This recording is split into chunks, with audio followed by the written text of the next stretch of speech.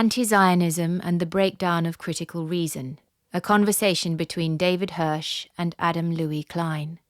Adam will discuss how some academics have given authority to an anti-Semitic and distorted anti-Zionist ideology. This seminar explores the institutional consolidation of anti-Zionism within the academy, arguing that universities have become the ideological basis from which anti-Zionist discourse gains authority to radiate into journalism, digital cultures, and international organizations. Drawing on ethnographic observation, the talk analyzes how anti-Zionism constructs a pseudo-consensus, a closed system of belief where repetition hardens rumor into truth, and dissent is preemptively coded as bad faith.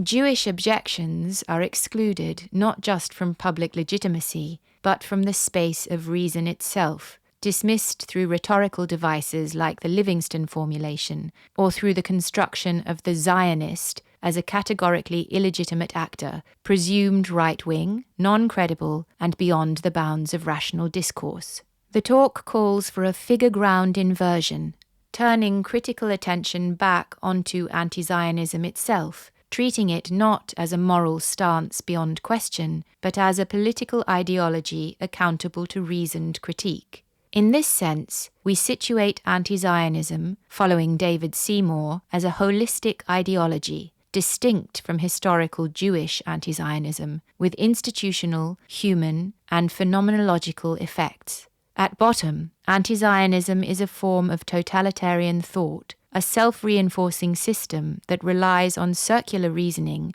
and un-falsifiability to propagate itself through mass power alone. Adam Louis-Klein is an anthropologist and writer whose work bridges symbolic anthropology, Jewish thought, and political theory. He is completing a PhD at McGill University based on field work with the Dasana people of the Northwest Amazon, focused on peoplehood, cosmology, and translation. Adam's research offers a symbolic analysis of anti-Zionism as a holistic ideology, and advocates for a renewed Jewish discourse grounded in intellectual rigor, moral clarity, and civilizational confidence.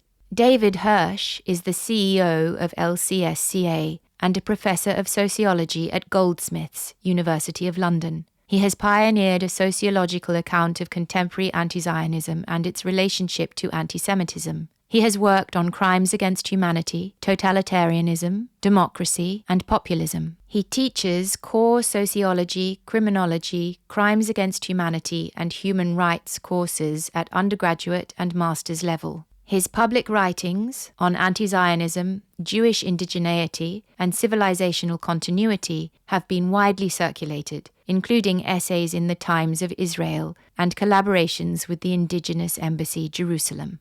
Now I want to welcome people to this event of the London Centre for the Study of Contemporary Anti-Semitism.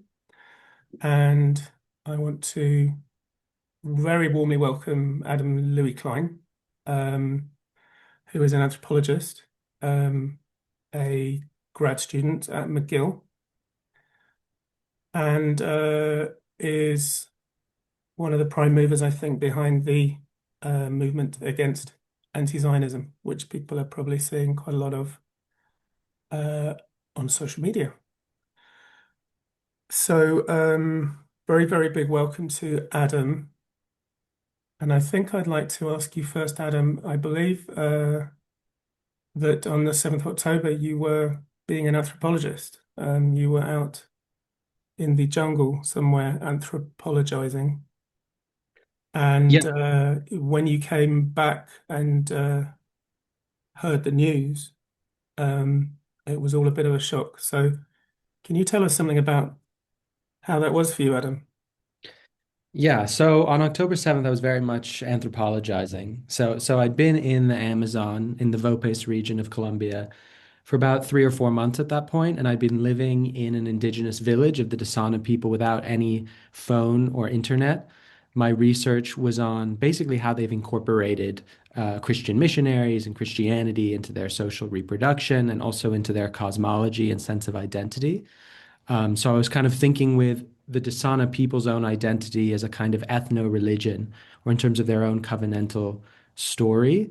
So that was kind of in the air while I was in the village. I returned to a local town still in the Amazon on October 9th, and I opened my computer. I went on Facebook, and the first thing I saw was images from the Nova Music Festival. And the second thing I saw was friends and colleagues posting pictures of people burning Israeli flags. Um, I expressed some basic solidarity with Israelis in something I said online, and very soon I was being attacked, I was being purged. Basically, one by one, my colleagues and intellectual heroes and mentors purged me, and my all of my social and professional connections were basically destroyed. But I felt that I needed to continue speaking out, and I felt that the critical lenses that I'd studied in the academy, in anthropology and philosophy, were necessary actually to understand what was happening to me and the kind of discourse that was being used to basically erase the legitimacy of Jewish voice, the legitimacy of Jewish objections to anti-Semitism, or what I would call today anti-Zionism. Can To I ask you, Adam, yeah.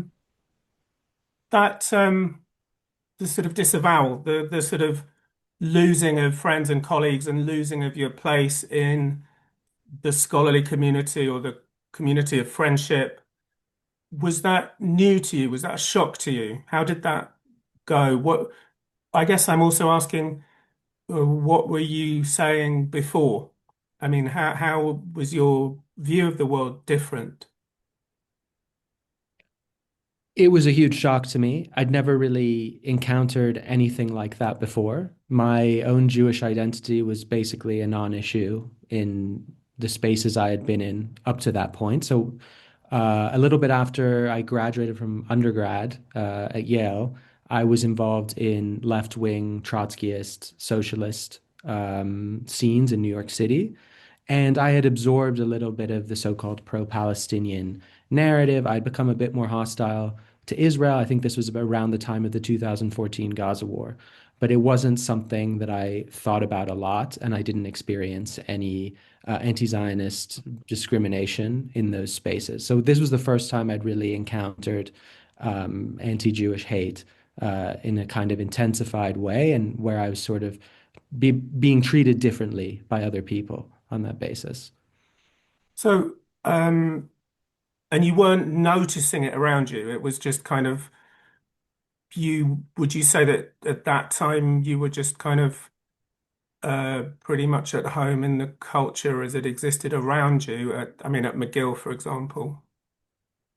Yeah, I was basically at home in the culture. I mean, the kind of work I was doing with indigenous peoples was seen as something that was symbolically and culturally valuable, right? So supporting indigenous rights. I was very involved in this sort of lineage in anthropology called the ontological turn, which basically tries to validate different cultures, different civilizations, and minorities as basically having their own sort of independently valuable, independently structured frameworks of understanding or cosmologies that aren't reducible to the West. And that was kind of how I was coming at my work with the Dasana people. I wanted to understand them as kind of having their own autonomous history. And I was trying to develop frameworks at the time that could try and transmit that and try and translate that intellectually. And so then when I saw that Jewish peoplehood and the Jewish story was being so radically erased and forcibly redefined by anti-Zionists, I realized that that process of homogenization and cultural erasure was actually what I was studying in the Amazon. But what was so strange about it is that that process of cultural erasure, let's call it colonialism in a kind of general sense, was being applied to Jews, but by using anti-colonial frameworks. So it's a very disorienting experience. So Yeah. anthropologists were not sort of extending the same methodological respect to Jews and to Israelis that they were extending to everybody else that they were interested in. Exactly. And I mean, it even went beyond not being charitable. Of course, it's negative or inverse charitability, right? It assumes that everything Jews or Israelis say is already kind of part of a conspiracy of oppression. Yeah. So then I guess you pretty quickly had a look round and you had a look at some of the scholars of anti-Semitism to see what they were saying. And the question I wanted to ask you is, when you read people who are in that space doing academic work that includes work on anti-Semitism, I guess you found one of the things I find, and one of the things I guess you found is that people talk about anti-Semitism in a very kind of scholarly way, as though they were above it and observing it, Mhm. in the sense that it doesn't necessarily make them angry. There's not a lot of anger amongst the kind of established anti-Semitism scholars. What do you think? Do you mean the anti-Semitism scholars like in contemporary anti-Semitism studies Well, or the yeah, Jewish it's a fair studies question from the because Canadian? there are people who study anti-Semitism seriously, and then there are people who, a lot of people in the academy, who spend their time downplaying anti-Semitism as an issue and using all kinds of rhetorical devices to do so. But even the people kind of in the middle, the kind of respectable guys, it feels to me quite often that they will, they'll say, well, this is anti-Semitism and this isn't, and there's a borderline, and there's just a lack of um, emotional engagement, really. Yeah, I mean, there's a basic lack of civility. There's a basic lack of respect for other people's point of view. There's a basic lack of respect for the Jewish lived experience, as if the Jewish lived experience was not something worthy of engaging with, and that we didn't have any sort of authority, right, over our own experience of victimhood and oppression, right? So I think this is baked into how anti-Zionism sort of marks people as Zionists and distinguishes itself from anti-Semitism. Now, like this is partially a rhetorical maneuver, of course. I'm not anti-Semitic. I'm anti-Zionist. I'm not against all Jews. I'm just against Zionists, but it actually is sort of has a real function and is a Yeah, kind of inherent part of anti-Zionism that sort of separates out Jews, and then it marks Jews, certain Jews as Zionists, and the key to this, I think, is that it's not only saying you're a bad Jew, it's actually erasing sort of your identity as a Jew, as someone who can speak from a history of Jewish suffering and victimhood. So it's a way of basically mm, delegitimizing your credibility. yeah. Um, Let me explain what I mean. Like, I think you did a tweet a few days ago in which you said we need to stop treating anti-Zionists with very much respect. We need to start treating them as people who are part of a hate movement. We need to start treating them as people who support a whole load of libels and lies about how the world works. We need to start treating them as people who miseducate. And I could actually quite engage with the anger of that tweet, right? We have to stop treating people with respect. And so just from there, I wanted to ask you, did you see, how do you feel about the scholars of anti-Semitism who treat anti-Zionism with a huge amount of respect? I think it's inevitable that Jews, when we first started encountering anti-Zionism, we tried to take it in good faith. So we tried to take it in good faith that these people were engaging in a criticism of Israel, that they were employing universal standards, right? And that they weren't necessarily secret bigots, and that we shouldn't project onto people that they're necessarily hateful, right? And this is the kind of rhetoric that they themselves construct, right? Like as your own work, David, has very clearly explained, they kind of construct the discourse of one that's basically about reciprocal ad hominems, right? So they say that, oh, if you say I'm anti-Semitic, that's just an ad hominem, and so you're just kind of delegitimizing what I say, right? And then of course we say, well, you're saying that I'm just criticizing, I'm just calling you anti-Semitic to avoid criticism of Israel, the Livingstone formulation. So that means that you're actually doing an ad hominem to me. But this Yes. seems to be constitutive to the discourse, right? So Yeah. it isn't actually a rational discourse that they've constructed. It's one in which they're actually impervious to critique. And so all they do is sort of kind of stage a show trial, right? It acts as a debate, right, in which you actually have no means to object to the endless libeling and accusations of Israel, and that positions you as a kind, it reproduces you as the so-called Zionist, right? Because Yeah, I'm you're, fascinated by that. If you look at David Miller, for example, I don't know if you know David Miller. It's probably very British, but David Miller says, my Jewish students are an asset of the Israeli government, and people in UJS are assets of the Israeli government. The Israeli government is totalitarian and undemocratic and racist. And then you say to David Miller, well, actually, you're the one who's working for the Iranians. You're working for Press TV. You're producing propaganda for them. Presumably, you're being paid for that. So, in fact, you're the asset of the foreign totalitarian state. And then he says, no, you're the asset of the foreign totalitarian state. And you say, no, you are, and you are, and you are.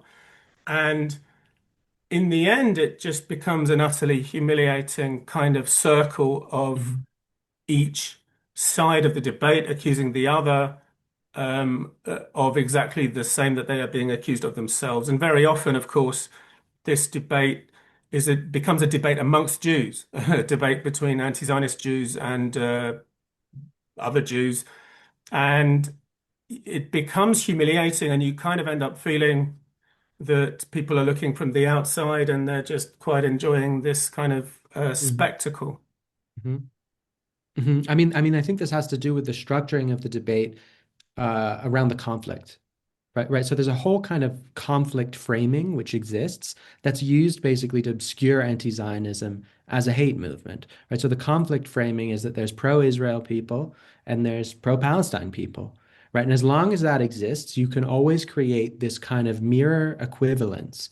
Right. And so you find that anti-Zionists are constantly sort of appropriating kind of what so-called pro-Israel people are saying. The Nakba is like the Holocaust, right? The Palestinian prisoners in Israeli jails are the same thing as hostages, right? All of that serves as another device in which Jewish experience of oppression is basically neutralized or canceled out, and then that equivalence almost always leads to inversion. Right. So the Nakba is like the Holocaust, eventually becomes Israel is actually committing a Holocaust against Palestinians. Right. And that conflict framing is supposed to capture you. And I think it's actually reproduced by this entire discourse of criticism of Israel versus anti-Semitism, right? Because it actually continues to assume that Israel is the object, right? When we say conflict is the object, we really mean let's accuse Israel of stuff, right? Let's create space to circulate libels about Israel and Zionists, right? So when we say criticism of Israel versus anti-Semitism, we're actually still speaking in that space, right? Because when we say someone's anti-Semitic, we mean that their sort of opinions about Israel are affected by their inward prejudice, right? But we haven't really thematized anti-Zionism as a social movement, as a social phenomenon, right? We haven't thematized anti-Zionism itself as a discourse. That this whole pattern is actually something that anti-Zionism itself has constructed. And it's not really about Israel versus Palestine. It's about the conflict as a site of raw materials to produce libels about Israel and Zionists. Can I ask? Well, there seems to me I'm interested in your argument about anti-Semitism and anti-Zionism, Mhm, but it seems to me that we have to be kind of clear about the meanings of words when we want to get into those mhm, discussions. So it seems to me that anti-Semitism can mean two things. The mhm, word. One thing that anti-Semitism can mean is the movement uh, commonly ascribed to Wilhelm Marr of the 19th century, mhm, when Marr looked at anti-Judaism of the past and he said, this is all nonsense, this is all religious claptrap. But mhm, it so happens that the Jews of today are actually behaving in ways that are similar to the ways that they were accused of by Christian anti-Judaism, and we're going to found a new movement called called anti-Semitism. mhm, So one of the meanings of the words is Wilhelm Marr's particular movement. mhm, The other meaning of the word anti-Semitism is the whole 3,000-year history of anti-Jewish movement. So mhm, it seems to me that we sometimes get confused by the words, because those two words mean something different. The word anti-Semitism can mean the specific movement of 19th century critique of the Jewish question, or it can mean a 3,000-year story of anti-Jewish movements.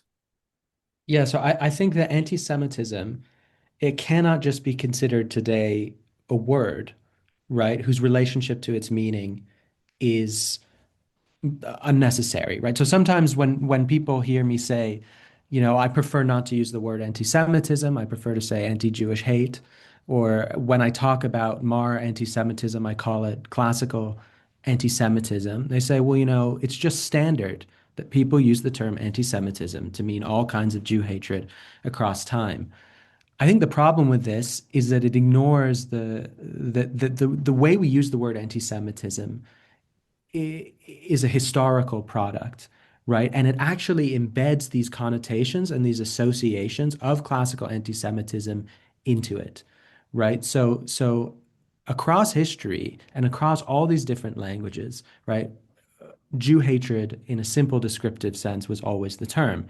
Anti-Semitism, of course, as you're saying, was a specific political movement, and it constructed Jews in a specific way. And the politics of anti-Semitism is actually almost inverse to anti-Zionism, right? So anti-Semitism was really about we don't want Jews coming into our non-Jewish nation states, right? We don't want them assimilating, right? So we need to segregate them, we need to expel them, we need to destroy them, right? That's the political logic of anti-Semitism. The political logic of anti-Zionism is the opposite. So anti-Zionists are usually pro-assimilation. They say, Ashkenazi Jews, you're actually just Germans, Poles, British, French, Mizrahim, you're Arab Jews, right? We want you to assimilate into the Marxist revolutionary movement. The problem is you having a state. So the political logics are inverse, right? So you're very much struck by the differences between 19th century anti-Semitism and 21st century anti-Zionism. Like you're saying, look, one is assimilationist, one is anti-assimilationist, and you're kind of listing the distinctions between the two. Right. And let me give an example of how the the the word anti-Semitism often drives us to assume that anti-Zionism must look like its past forms, right? So in all the three definitions of anti-Semitism that exist, the IRA, the JDA, and the Nexus, they have this point that if you apply classically anti-Semitic tropes to Israel, that's anti-Semitic, right? So when it's set up that way, it's essentially a question of recognizability and resemblance, right? So if someone is saying that there's a world Jewish conspiracy, but they're just replacing that with Israel and Israeli stooges, then that's anti-Semitic, right? If someone sets up um, as they had in DC recently, there was a table and there was a kind of effigy of Netanyahu and Trump, and they were kind of eating Palestinian children, and there was blood everywhere. I mean, this is more medieval anti-Judaic, but it's the same concept that it's like a past form, let's say, of anti-Semitism. Oh, well, that's anti-Semitic, right? They just took that past form and applied it to Israel. Now, when we move to the specific anti-Zionist libels that structure anti-Zionism as an ideology, which I reduced to three: the colonizer, apartheid, and genocide libels, the conversation becomes different. It's now, well, these are possible critiques. Let's evaluate if these critiques apply double standards, right? Let's use the three Ds, right? Delegitimization, double standards, and demonization. And now we're in a more abstract realm to sort of decide whether someone has a hidden anti-Semitic intention to Israel when they make these claims, right? So the two things are actually treated at different levels. Anti-Semitic libels, right, of racial infiltration, dual loyalty, financial conspiracy, are treated as known, right? Right. If you're doing that, that's anti-Semitism because that was associated with this specific ideology that's anti-Semitism that ended up being violent and against Jews, right? But now with anti-Zionism, we don't name those libels directly as if they're themselves part of an anti-Jewish ideology. So anti-Semitism, the word concept, which is both a word and a concept, is actually functioning to place us in kind of a past-oriented perspective of resemblance and of proving anti-Zionism is anti-Semitic, or is anti-Jewish by syllogism, right? But it either resembles this past thing or there's a kind of reason why it's an unjust critique. Hmm. Whereas I think that we need to just we've seen anti-Zionism function as a hate movement. So we should just start recognizing that the colonizer apartheid genocide libels are this function in the same way Can as the I race. ask Adam? I think you've said it twice now, or you've implied that the thing about ascribing anti-Semitism to a particular manifestation of anti-Zionism is that you are therefore ascribing intent, that somebody who is anti-Semitic is coming from a place where they hate Jews, and that hatred of Jews is leading them to be anti-Zionist, and that would be a kind of genuine anti-Semitic anti-Zionism. Yeah, so I think that what I see in your work is to try and disentangle the whole hullabaloo from intent, so that we're not working with an ad hominem, endless ad hominem, ad infinitum kind of situation, and to then try and describe sort of how anti-Semitism works objectively as a politics. So I also think it's really important to understand how anti-Jewish movements work objectively as a politics and how they're historically structured. And that's also why I see anti-Zionism as its own ideology, and I see it as completely historically and politically distinct from anti-Semitism. I would, though, in thinking more about how libels function, reintroduce intent, because I actually do think that we can infer intent from the way people spread these claims. So if we think about the epistemological status of a libel, right, it goes beyond something that's just false, right? It's and some libels are partially true. Many have partial truths. So it's actually the way people repeat and spread them. So people who spread libels, they do it without feeling they need to demonstrate their claims, right? They just repeat these libels and rely on the power of the majority to repeat these libels and to use them to stain and to place a group of people, in this case Jews, under permanent suspicion. So the fact that these people are so quick to believe a libel without feeling they need to really demonstrate it, without feeling they need to credibly source the information, means that one can infer intent, right? Because It's it not. becomes but it becomes a cultural code, right? It becomes just normal to believe that Israel is committing genocide. And then if Israeli football fans come to England, then because Israelis are militaristic and violent and racist, then it's kind of really easy to believe that those football fans must be militaristic and racist and violent. So it's quite easy to believe those libels if they are just the normal thing to believe around you. You don't need a kind of intention to be speaking in bad faith or to be anti-Semitic. Well, so yes. So as the libels are repeated, they eventually become a kind of consensus. But there's also very much an attempt to establish them as a consensus. So you'll notice that anti-Zionist libelers are really concerned with arguments from authority. They're really concerned with trying to show that a certain number of institutions, NGOs, back the claim and that these NGOs are credible, etc. I mean, it's basically a rhetorical form, you know. Here's a list of all these supposedly credible institutions who say Hmm. that Israel's doing a genocide. How could they all be wrong? Right? So that's also it's both argument from authority I mean, and it's a very argument from exciting majority. moment for them because it's a very exciting moment for them because they've always been in a tiny minority. And now suddenly they are able to appeal to the government of South Africa and to the NGOs and to Human Rights Watch. And they are able to uh, um, quote all of this authority, which is kind of new and exciting for them. I remember 20 years ago, one of the anti-Zionists got a round of, a standing ovation at one of the union conferences in Britain. And he was so excited because he said, we've always been a tiny minority, but now, now our time is coming. Hmm. Yeah, if we think about intent, I mean, what is the function of a libel? It's to stain, but there's also this element of what makes these libels believable. You know, why do people want to believe them? It's because, as you're saying, like a cultural code in the sense that Libels are persuasive because of the symbolic work they're doing, right? So the colonizer, apartheid, and genocide libels, the reason they're so persuasive is because we actually all live in a world based on certain moral assumptions. Basically, after World War II, um, and the Holocaust, after the civil rights movement and apartheid, after post-colonial or decolonial national liberation movements and the breakup of European colonialism, today the basic moral values at the international stage of our civilization are that colonialism, racism, and genocide are bad. Right. And everyone actually shares those assumptions. So as soon as someone starts saying, well, Israel is colonial apartheid and genocide, it Yeah. just fits so smoothly, basically, into the sort of grooves of one's kind of moral and symbolic understanding, right? And so people want to believe this because they want to, it's cognitively satisfying, right? It unifies their moral intuitions into an image of a scapegoat.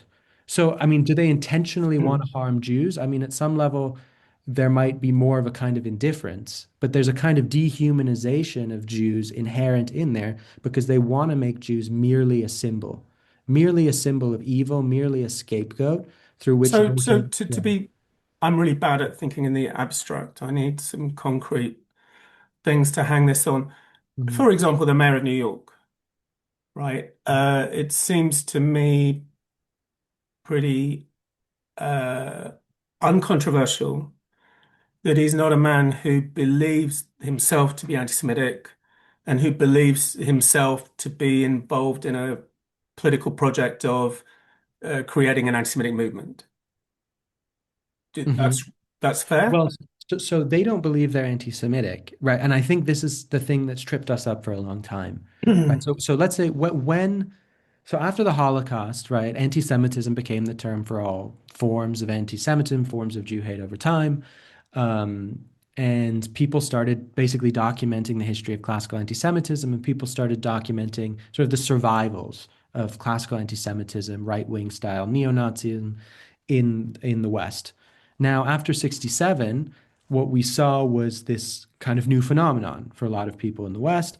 There were these people who had a kind of burning hatred for Israel, but were convinced that they weren't anti-Semites. And in Mm. order to grasp this, we came up with new terms like the new anti-Semitism or Israel-related anti-Semitism because we were dealing with a new phenomenon, right? The problem that's tripped us up, right, is when they say they're not anti-Semitic, at some level we know they're lying, right? Because they're just lying. Because Well, we hang are on, hang on, hang on, hang on. Sorry. So lying is done with intent. When you lie, you know you're lying, right? not necessarily. Okay, so you could be in denial.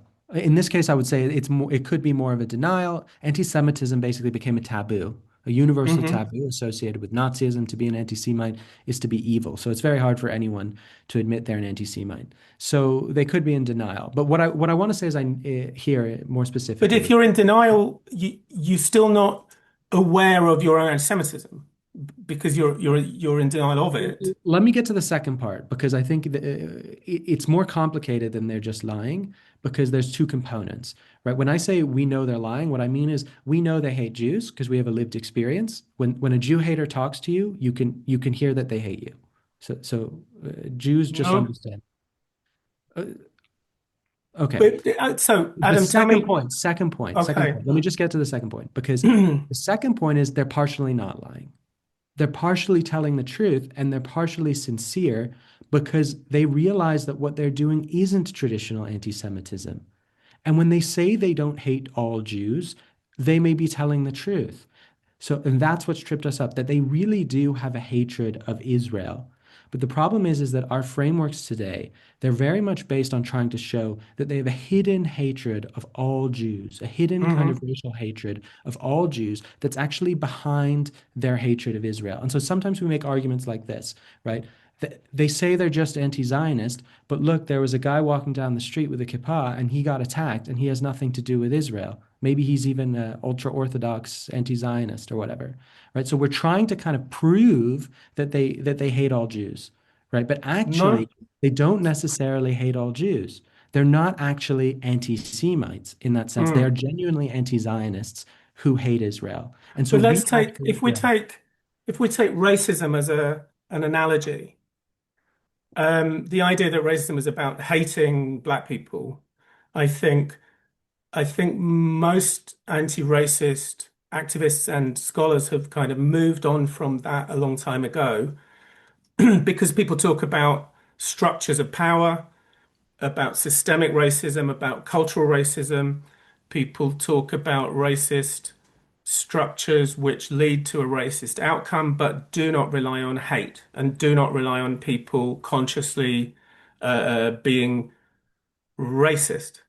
And that's a very normal idea, I think, to scholars and to anti-racists. And I mean also about you can be absolutely racist but not hate all black people, right? You can say, well, I don't like the black people on the streets, or I don't like the black people here or the black people there, but I really like these black people, right? These good black people. So the idea of good and bad people within a structure of racism is not new, is not complicated, surely. Sure, but we associate with classical anti-Semitism the Holocaust, which was an exterminatory drive to eliminate all Jews from the face of the earth, Yeah. right? And I would say that so actually classical anti-Semitism did have a notion of exceptional Jews and tokens who were not as bad as the other Jews, right? But ultimately Nazism evolved to the point in which it tried to exterminate Yeah. all I mean, Jews. Goebbels got really cross about this, right? There was the famous speech where he's saying, look, every German has their favorite Jew, their good Jew. And if we're going to go down that road, we'll never get this done. Mhm. Um, so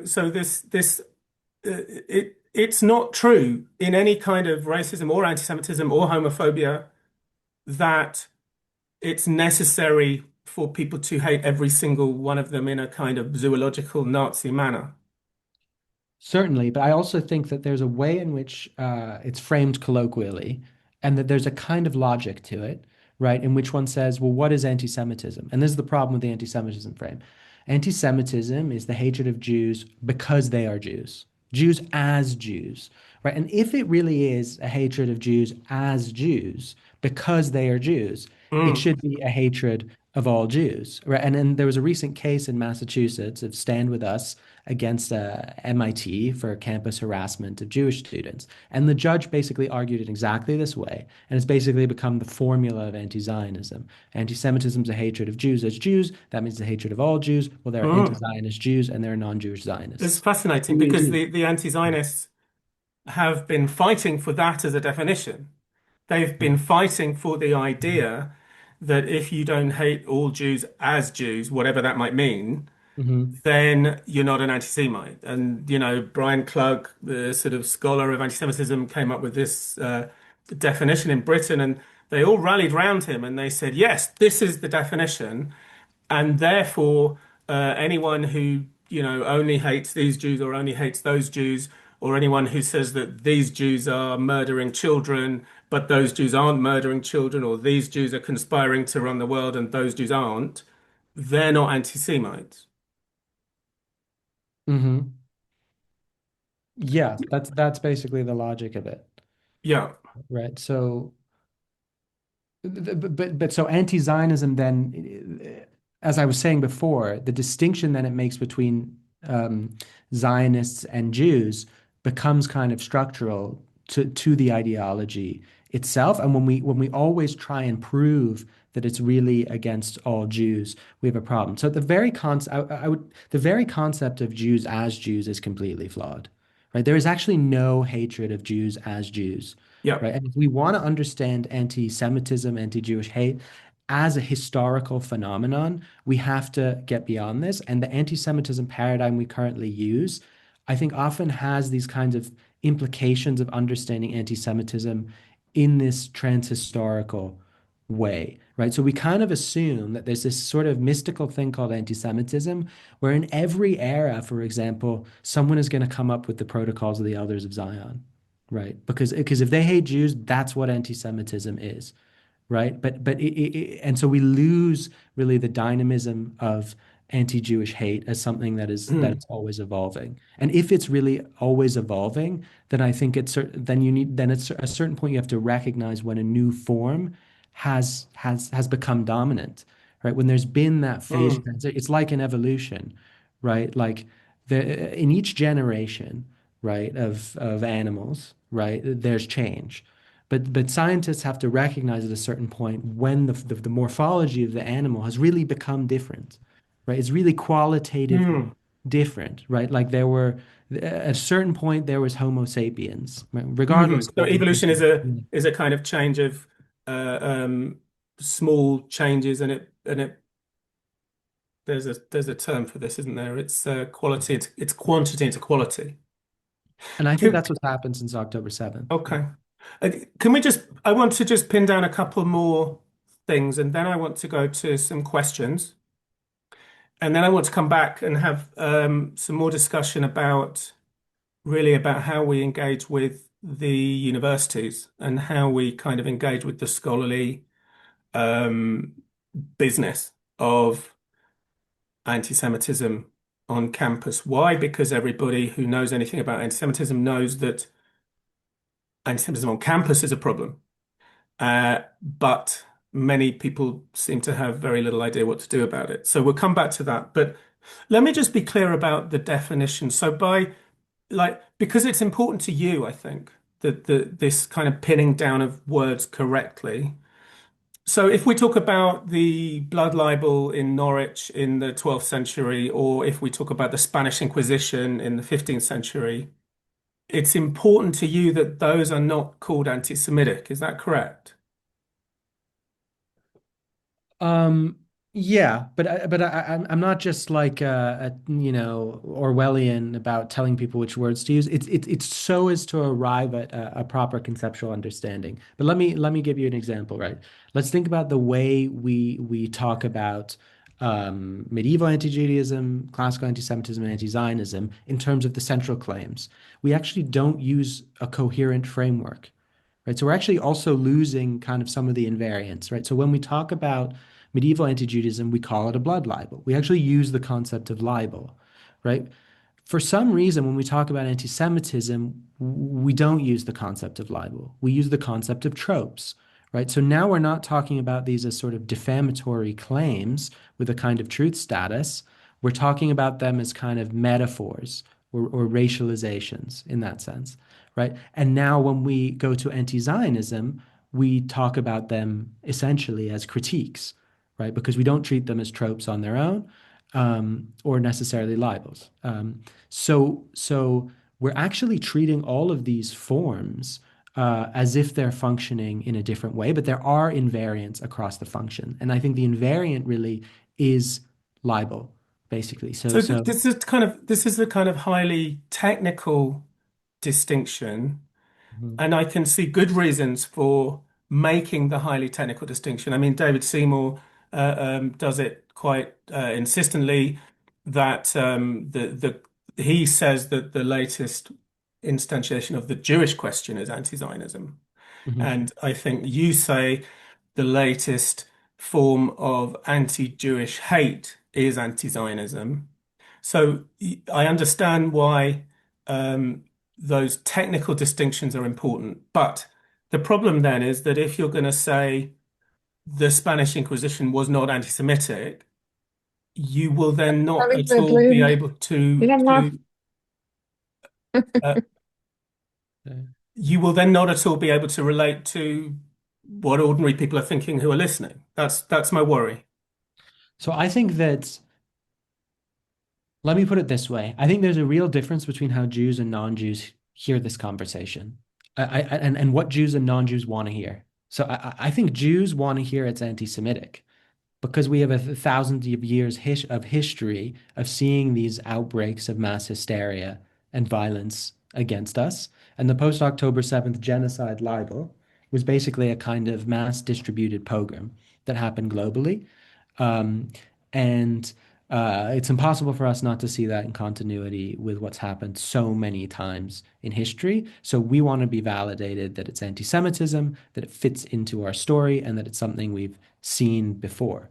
Now, for non-Jews, when you say it's anti-Semitism, it can be confusing because non-Jews, they don't have that history, right? And they're not immediately going to understand how a pogrom in the Middle Ages that accused Jews of using the blood of Christian children in matzah is somehow the same as people believing Israel is doing a genocide today. So I think that non-Jews kind of understand the language of discontinuity more, and Jews understand the language of continuity.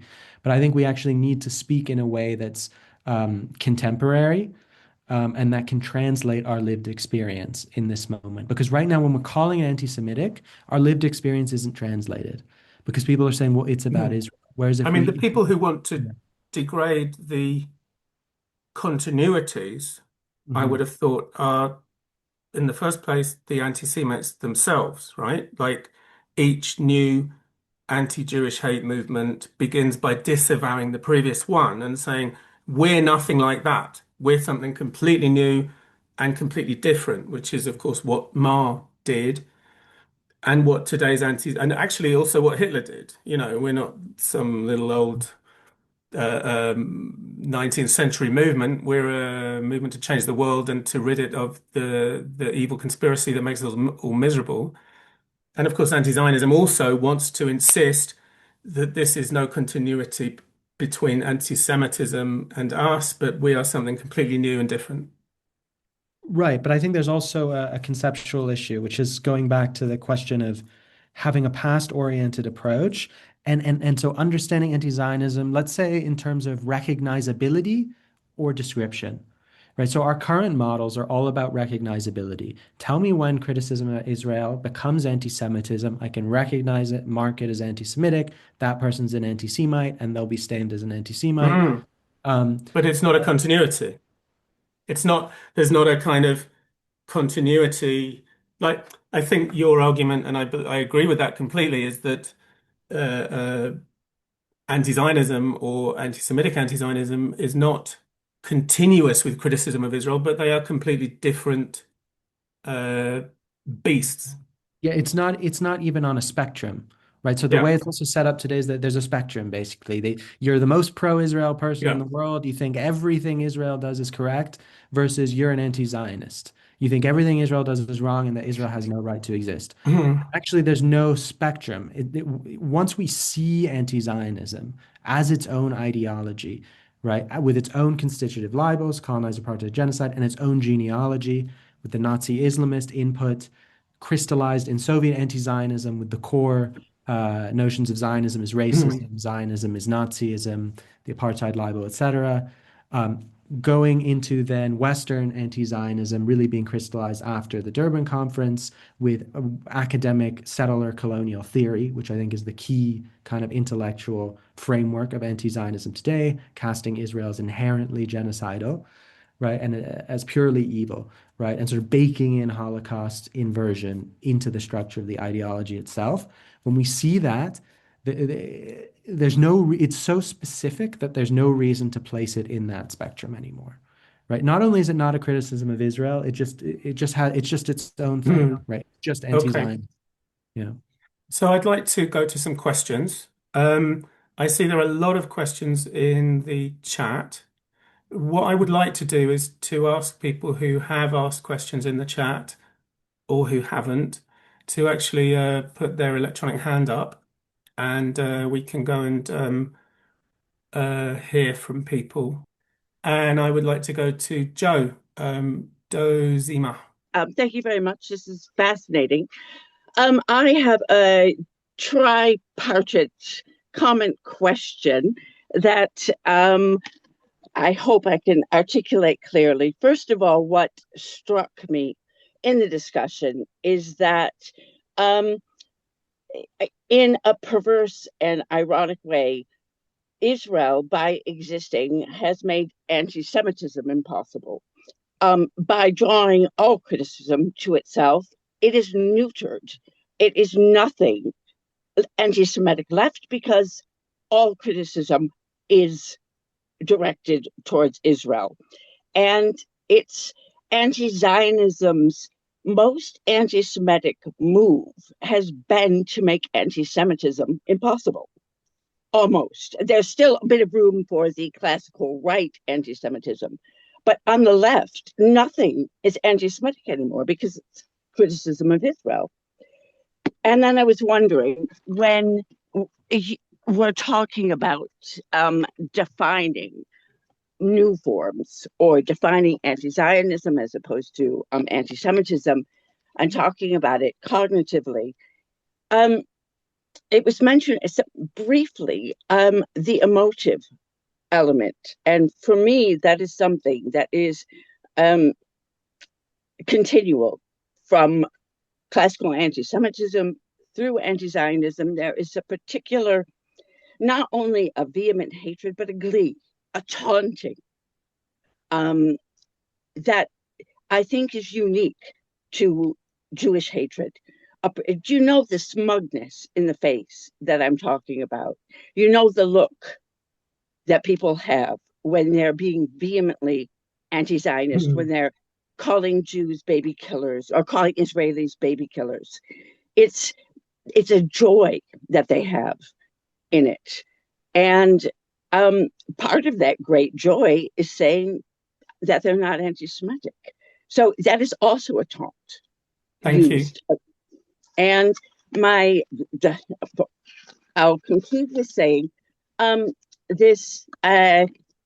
problem of, well, it's not directed against all Jews. That's because Jewishness, per Jewishness, has been made irrelevant by anti-Zionism. My first thought was, it's because they don't hate converts. Those Jews who are not Zionists have basically converted. It's too simplistic to say anti-Zionism is a religious movement, but they have adopted the tenets of anti-Zionism and are therefore cleansed of their Jewishness.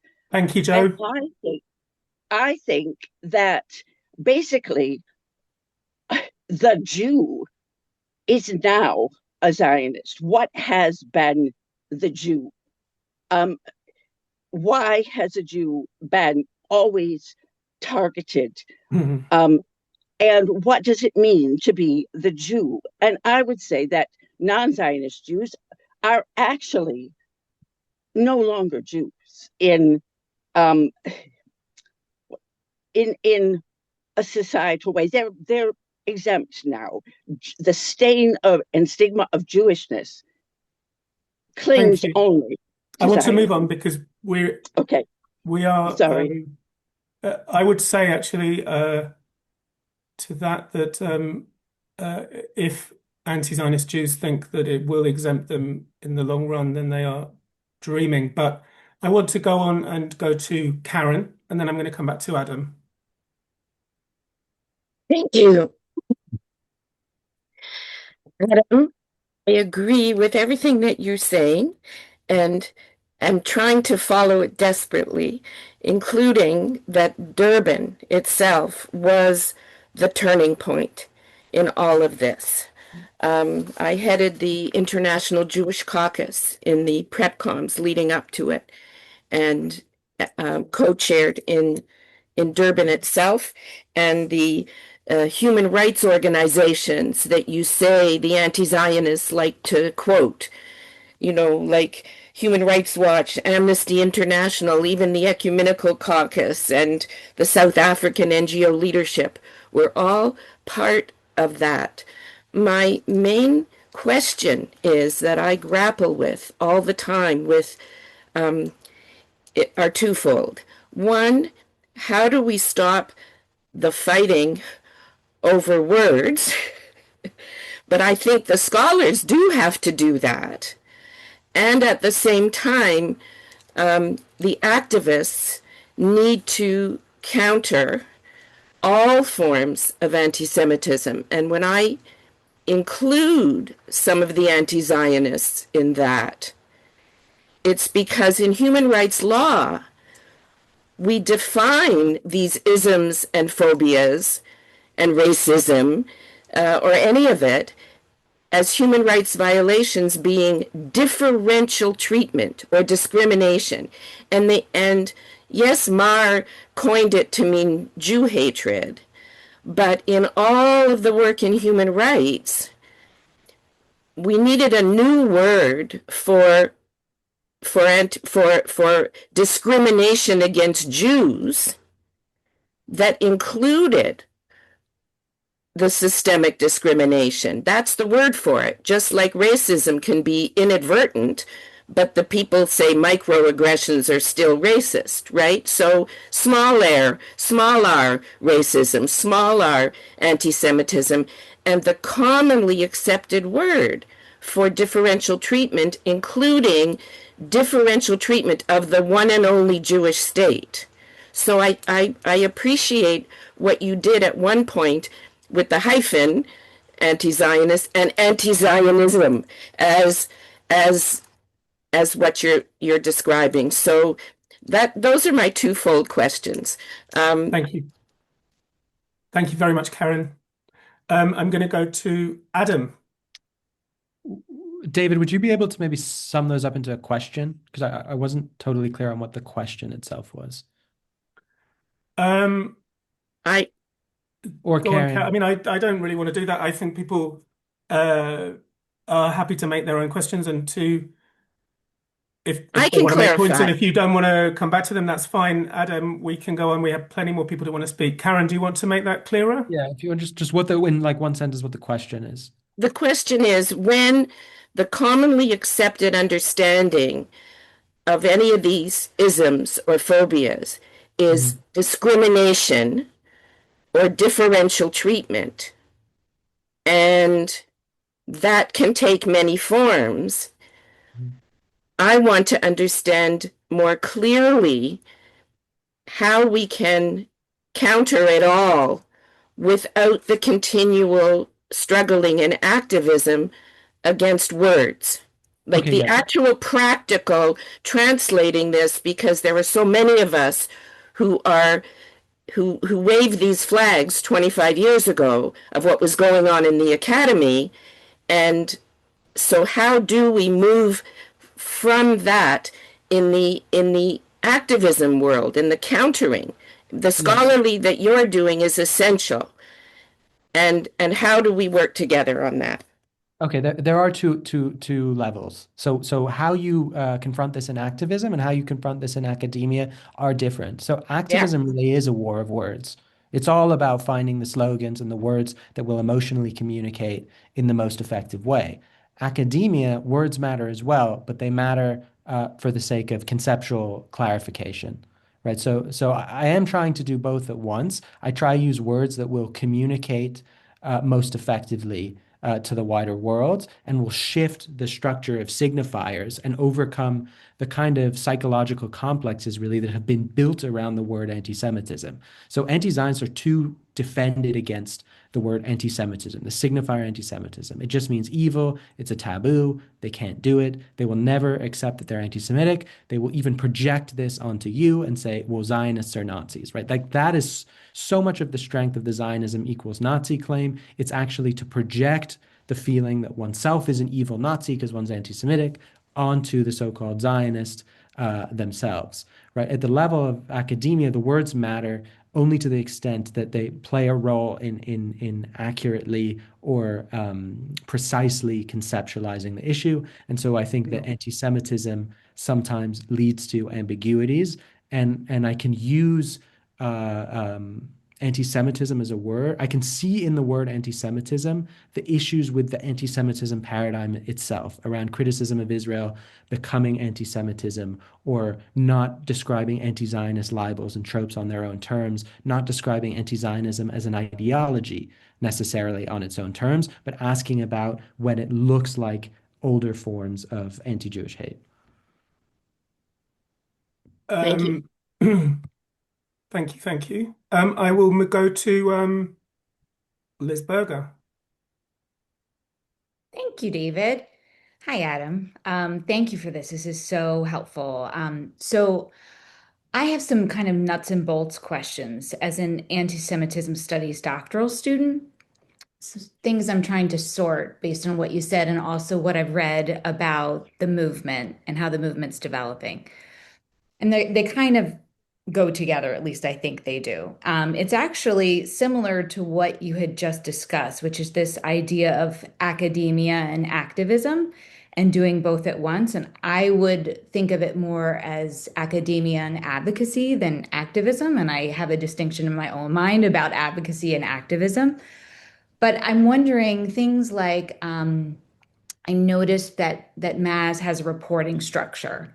There's a reporting tool. There's something that you offer to people where they can report incidents. I'm wondering if you could walk us through the structure of what you want to build. And if you know that yet, and it's okay if you don't because it's new, but what you see that looking like and how that can translate to interventions with the public. And really just to sort of go into it just for a moment, I'm thinking about, and there's a lot of talk about this in the chat. This is an important conversation academically, theoretically, but how does this translate to very practical, on the ground interventions and applied action that people can understand? And if you could maybe answer this with a particular eye towards people who live in a world where it's not Zionist or anti-Zionist. It's just neither of those. They don't think in those terms. They don't think about that. But what they may have as a basic understanding is Holocaust education and a little bit of anti-Semitism. So how do we translate this? Are you thinking of it in terms of research? Are you thinking of it qualitatively, quantitatively, where there be sort of a ramp up to gathering more data around this? That's as a student, that's kind of that's where my head is. Okay, so the key is really to Hang on a understand. sec, Adam. I'd like to go and take two at a time. Thank you, Liz. Ed Beck, my old colleague and comrade. How are you, David? Good to see you. Good. Adam, so nice to meet you. It was a wonderful presentation. My question is sort of a combination of some of the other questions that have been asked.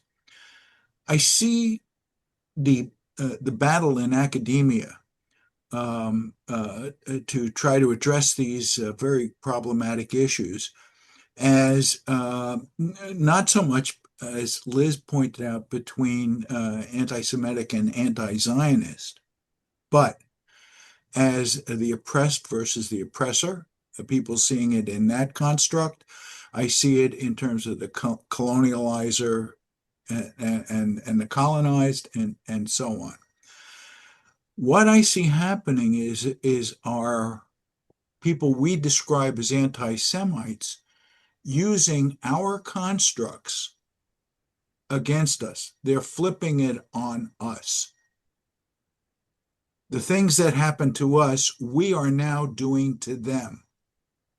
And that's what makes us Nazis. And that's what makes us colonizers. And that's what makes us genocidal and so on. And so I want to ask you, Adam, since you seem to understand and be addressing this attack on anti-Zionism, how can we flip the narrative in terms of the attempt of the global establishment of a global caliphate and not be described as Islamophobia? That's as Islamophobic. How do we, tell what we think is really happening, which is a much larger problem? The Jews are the canaries in the mine shaft. It's not Thanks. just about anti-Semitism. Thanks so much, Ed. Adam.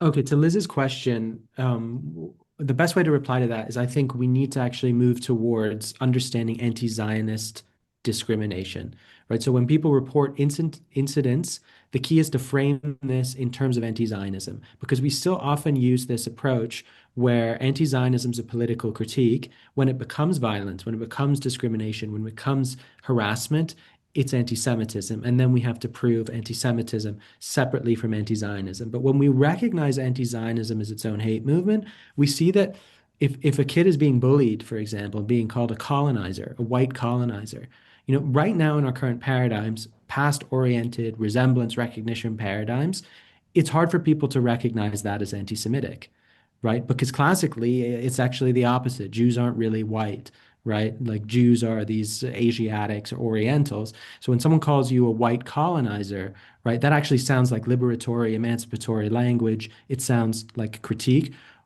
We have to recognize that anti-Zionism is just, these are just anti-Zionist slurs themselves. These are actually just ways of stigmatizing people in an anti-Zionist way. It's anti-Zionist hate. So the key is to create a cultural shift where people start to understand anti-Zionism on its own terms, and then ultimately legally get something like anti-Zionist discrimination through, right? We should not have to, if someone calls you a white colonial genocidal apartheid agent Nazi, Zio-Nazi, you shouldn't have to give them a long-winded argument for why that's hate, right? That should be recognizable in itself as slurs, as hate speech. It's anti-Zionist hate speech. So the goal then would be ultimately to have a legal understanding of anti-Zionism as a form of discrimination, because it's a specific form of discrimination. People are marked as Zionists and then they're treated unequally on that basis. And think about, like, since October 7th, how much work has gone into just trying to prove that when you kick someone out of your student group because you called them a Zionist, that's discrimination, right? And that's kind of an effect of the old paradigm. So in a Kuhnian sense, there's an anomaly, right? There's a new phenomenon that the old paradigm can't grasp. And you know that when you have to basically come up with ever more complex explanations for something that's actually really simple. It's really simple that discriminating against people because you call them Zionists is discrimination. You don't need a million different complex explanations for that. So that's the goal on that level. And then to Edward's point, So Zionism as a protected characteristic, Adam? essentially, yes. I mean, I think that Zionism is something that's projected onto people. So I think that's the value too of the anti-Zionism without the hyphen, the David and many others in contemporary anti-Semitism studies have been doing for a while, that anti-Zionism is not some kind of equal opposite belief system to Zionism. It's really a construction of a certain kind of character type, even a centralized character type, who is the Zionist, right? And so it's a racialization in that sense. It constructs people as Zionists, marks them as Zionists. It's completely independent of one's own political beliefs. One doesn't have to have read all of Herzl's works and claim he's your favorite author, right, to be marked as a Zionist. If you have an Israeli flag in your profile picture, for example, if you express solidarity with Israelis, you'll be marked as a Zionist. And you were going to come back on Yes. Ed when I rudely Yeah. interrupted you. So yes, in terms of flipping the narrative, how is it that these critical disciplines no longer view Jews as a legitimate oppressed or victim position? I think the answer really is to develop a critical account of anti-Zionism. So to make anti-Zionism an object and to start describing anti-Zionism as its own system of oppression. The difficulties, we've had trouble describing anti-Semitism so far as a system of oppression, and their own logics are already primed to displace anti-Semitism and treat discussion of anti-Semitism as itself some kind of structure of oppression, right? As to code people who bring up anti-Semitism as oppressors, right? But of course, that dynamic is itself oppressive, and so we need to thematize it as such. And the simplest way to do that is just to describe anti-Zionism as its own ideology, as its own institutional structure, right? At the UN, so we say the UN is biased, right? But we don't necessarily connect it all up with everything else, right? So the UN bias, Hamas, genocide of Israeli Jews on October 7th, kicking Zionists out of your student club at Harvard, these are actually should all be seen as a manifestation of one institutional, global or transnational phenomenon, which is actually they call the anti-Zionist complex. So it's a form of institutional racism, and we shouldn't be afraid to use those categories to understand it. Thanks, Adam. Zahava. Hi, Adam. Good to see you. Sorry about the camera. My first question, I have two questions, semi-related. So you've said multiple times that anti-Zionism is a hate movement. We don't have to define it further than that. It just is. My question is about operationalization, because sure, if you're speaking to a certain community, that's red meat. Anti-Zionism is a hate movement. But if you want these theories and the scholarship that you're doing to stand up in the court of academic opinion or in a journal, like, can you operationalize this term? Will you do it for us now? And what kind of evidence do you bring in, archival, discursive analysis, et cetera, to truly show the evidence behind this claim that anti-Zionism is a hate movement beyond just saying that it is? My second question has to deal with discourses of hate. You recently posted on social media that one must learn to speak to anti-Zionists in a completely condescending, objectifying, and paternalistic tone, and that anti-Zionism's power has never come from reason. So we should not hesitate to mock, humiliate, and speak down to anti-Zionists. My question is, if we are part of a Jewish exilic tradition of critique, if we are studying anti-Semitism as Jews or non-Jews, do we not have a moral obligation to do unto others as we would want done unto ourselves? And does it not reproduce hatred to speak of the anti-Zionist movement as condescendingly and cruelly as they speak on us? In other words, what is the productivity available in taking on your approach? Thank you. Okay. Thanks, Zahava. Derek. Thanks very much, Adam. Hi, and thank you very much for a really, really interesting presentation. I'll try and frame the question very crisply at the risk of crudifying, and it's really this. Could you highlight for us the gains, some of the gains and some of the losses in fairly broad brush terms that come from the approach that you've advocated?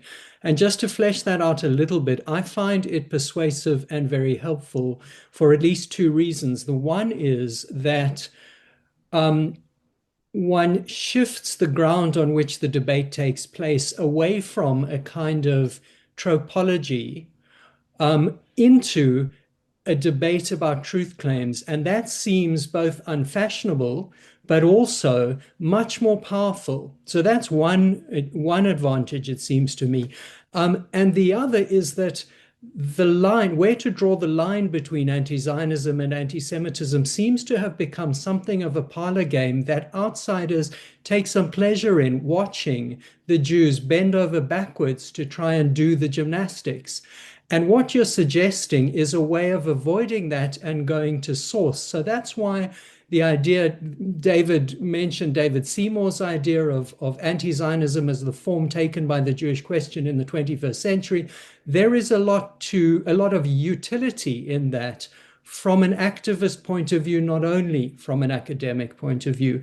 And I wondered if that gels with you, and if there are other gains and losses that come to mind. Yeah, okay. So I'll start with Zahava. So Zahava had two questions, right? One was about anti-Zionism, the hate movement. The other was about speaking down to anti-Zionists, and basically, is that moral? So these are actually at two different levels. Again, these are at the academic and the activist level.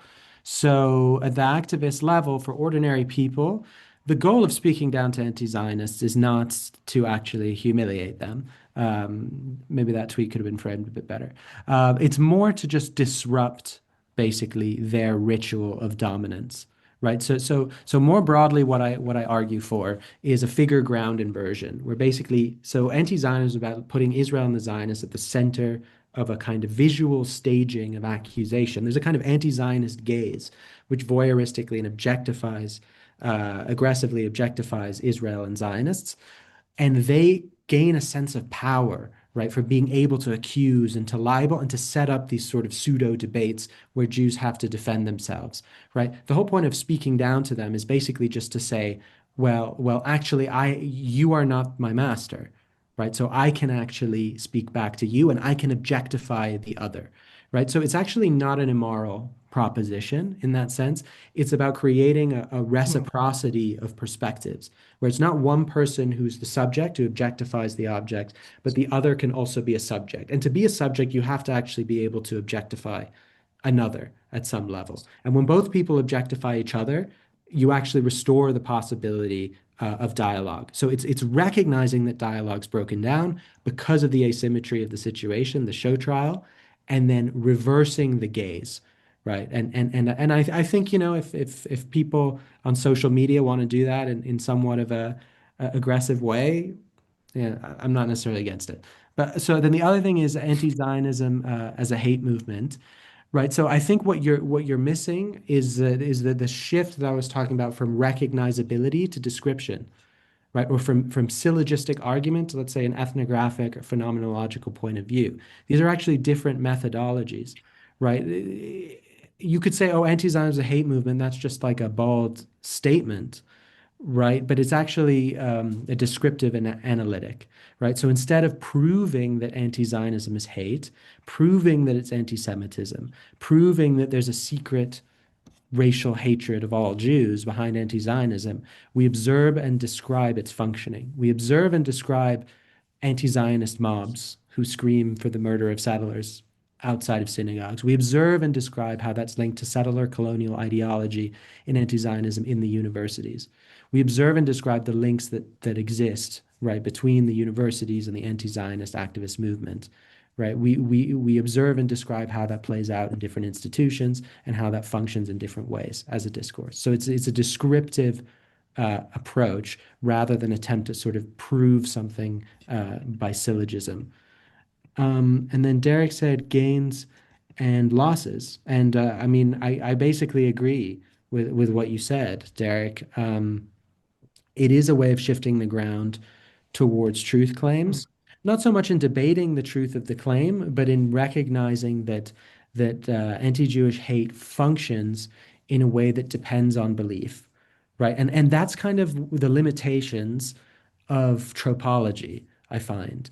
Because if you try, say to someone, right, you know, oh, you're saying Israelis are killing children, that's a medieval blood libel. And they're like, well, you know, like a lot of children have actually died in Gaza, right? Then it just sounds kind of actually sort of absurd. But what one has to really understand is that they are circulating claims that are substantively false, right? Is Israel targeting civilians? No, right? So yes, it symbolically resonates with medieval blood libels, but it's actually the substance of the claim being false and the way it's circulated that really matters here. So I really agree with that. And then the second thing, yeah, proving, and this goes back to what I was responding to Zahava with, proving that anti-Zionism is anti-Semitism is a kind of debate, is a kind of ritual of anti-Zionism itself. And they can always say, well, you can't prove it. You don't know my inner world, right? Like that's that question of ad hominem and projecting intent, right? You don't know my inner world, right? Well, it doesn't really matter, right? Like I shouldn't have to prove it to you that you're doing hate. I'm just going to describe this movement. So instead of proving to someone that anti-Zionism is anti-Semitism, creating a descriptive frame through which our lived experience is speakable. And that is really what's going to prove it ultimately, is it's not about proof, but about translation. Thanks, Adam. I want to go to Snezana. How do I say your name? Snezana. Snezana. Thanks, David. So actually, I have a question and then I have a sub-question. So the first question is about how to present a question, how to present a message clearly that it's okay to disagree, but it's not okay to call for the annihilation of the state of Israel, as that is the state, you know, the Jews mainly live in, because we know what happened when Jews didn't have a state. So lots of people are saying lots of things about that. But the sub-question is, you know, 1A is that this has become fashionable. And this is what actually worries me, because we know that fashions are very difficult to sort of dampen. And fashions have a lot to do with love and hate of a kind of irrational kind, and lots of young people and people who are not really engaging in an intelligent manner are actually. Does he want us to then contact the employees and give that to them? Sorry, is someone else talking? No. So the fashion question is what worries me as well. So how do we dampen that kind of spread of the fashion kind of fire? Because that is kind of what's happening. You've seen sort of lots of social media posts where young people are being asked by well-meaning people, it's like, why are you doing this? They have no idea why they're doing this, or even older people, they're not thinking. It's a fashionable thing to say. So how do we counteract that? Thank you. Ayal. Thank you, David, and thank you, Adam, for the presentation. I have a question about right-wing anti-Zionism, but I just want to quickly emphasize something that Zavi had mentioned that I think is important. I think, Adam, you mentioned in your response the importance of observing and describing as it related to Zavi's position on measurement. As a social scientist, one can't observe and describe without, of course, taking a particular view on measurement. So I don't think that really satisfies the question of how we measure and therefore build evidence for what constitutes this as a hate group. But you argue that the political logic of contemporary anti-Semitism, contemporary anti-Zionism is in some sense the inverse of traditional anti-Semitism. And you noted that it's kind of Marxist-inflected orientation. So how does the framework you're proposing account for the very visible far-right anti-Zionism that exists, particularly where the Jew is still cast as a racial other, and where figures like Nick Fuentes and Tucker Carlson express anti-Zionism with no apparent Marxist logic at all? And is it kind of far-right anti-Zionism in that sense simply instrumental? Is it a vehicle that borrows the label for older anti-Semitic ends? And if so, does that suggest that anti-Zionism as a coherent hate movement thesis needs a sort of refining to distinguish ideologically distinct streams? And I'll just say one quick thing also to echo what Zavi said, which is that are we at risk here of using the same sort of moralizing and categorical denunciations that arguably backfired in 2016 in the American context? Okay. Adam. Yes. So the reason is, I think, because it's become fashionable, it's become so mainstream. This is really one of the difficulties we really face. So in a lot of anti-Semitism discourse, obviously the paradigm is it's the skinhead problem, right? Well, anti-Semitism, the paradigmatic anti-Semite is the neo-Nazi, they're the fringe right-wing extremist, and so that's where we look to find anti-Semitism, right? And as David's work has shown, right, there is a whole other tradition of anti-Jewish hate, of people who sound extremely respectable, people who are tenured professors, right? And now they're also in the New York Times spreading the genocide libel on its front pages, right? So we're dealing with something that's gone completely mainstream, and it just doesn't look like fringe extremists. It's become more like an organizing cultural code of our time. And that's what I think it means to live in the anti-Zionist age, right? In the anti-Semitic age, that became an organizing cultural code. I mean, there were whole political parties that were built around their opinion about the Jewish question. Just like today, there are whole political fault lines that are built around one's relationship to Israel. And that is because of how anti-Jewish hate has mutated. It's because of how Israel has been constructed as a scapegoat for all the moral values of our time: racism, colonialism, and genocide. That's the moral language of our time. And so that's why Israel can do so much work to organize a whole civilization's kind of cosmology, which is basically what we're witnessing, right? And so we have to be able to name that, and we have to be able to describe it as such. If we continue to just say, well, that person was anti-Semitic, or Omer Bartov used to be a good Holocaust scholar, but now he's an anti-Semite, right? As if we're looking at this, all of these isolated events and incidents, instead of grasping this as a whole cultural logic that we're now living in. And I think we really need to be able to do that.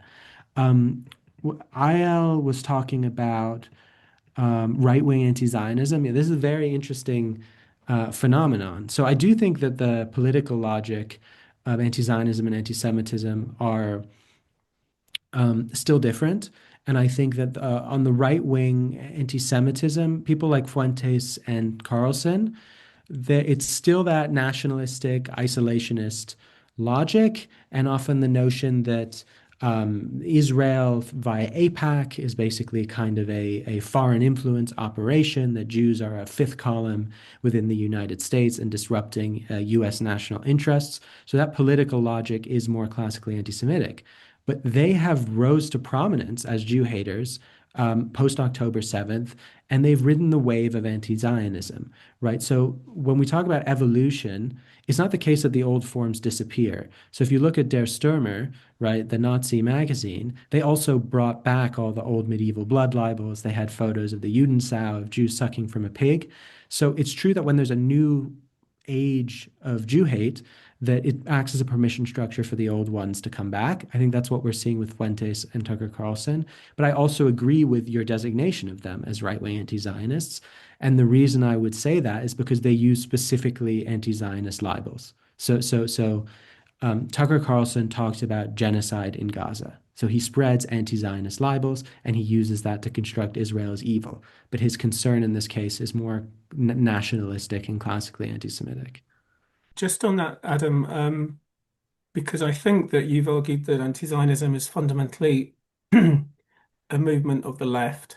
Is it your view that Hamas and the Ayatollah Khomeini are also figures of the left? So I think let me classify it this way. If we look at the history of anti-Zionism, we can look at basically three regional variants. There's Middle Eastern anti-Zionism, there's Soviet anti-Zionism, and Western anti-Zionism, and they all have different inflections. I think Soviet anti-Zionism, just to contextualize this, is actually more chauvinistic than Western anti-Zionism. Soviet anti-Zionism did have a kind of nationalistic element. Many of the people who formulated Soviet anti-Zionism, as Isabella Tabarovsky has shown, were sort of right-wing nationalists themselves who framed it in terms of Marxist-Leninist ideology. There was Stalin's concept of socialism in one country, and the Zionist was seen as a kind of outsider to the nation. So it was relatively more chauvinistic while using this universalistic language. Obviously, Western anti-Zionism is less chauvinistic, right? It's actually almost the inverse. It becomes a full-on kind of white guilt complex about Western civilization, sort of being inherently evil, and Israel incarnating all the evils of Western civilization, right? And in that respect, Soviet anti-Zionism is closer to classical anti-Semitism than Western anti-Zionism, which has evolved and refined itself as well considerably since Soviet anti-Zionism. Middle Eastern anti-Zionism involves kind of a fusion of these various forms, right? Middle Eastern anti-Zionism, there's an Islamic anti-Judaic tradition, of course, that exists, grounded in the hadith of the Jews conspiring to kill Muhammad, of the Jews rejecting Muhammad as the prophet, of the Jews losing their status as the chosen people, and of Jews being a subjugated dhimmi class. Right. And then there's also classical anti-Semitism and Nazism that was disseminated throughout the Middle East by the Mufti and Johann von Leers and many others, which, of course, has influenced most jihadist groups. And then there's their anti-Zionism, which they frame in anti-colonial terms, right? So they also talk about Israel as an apartheid state or Israel as genocidal or settler colonial.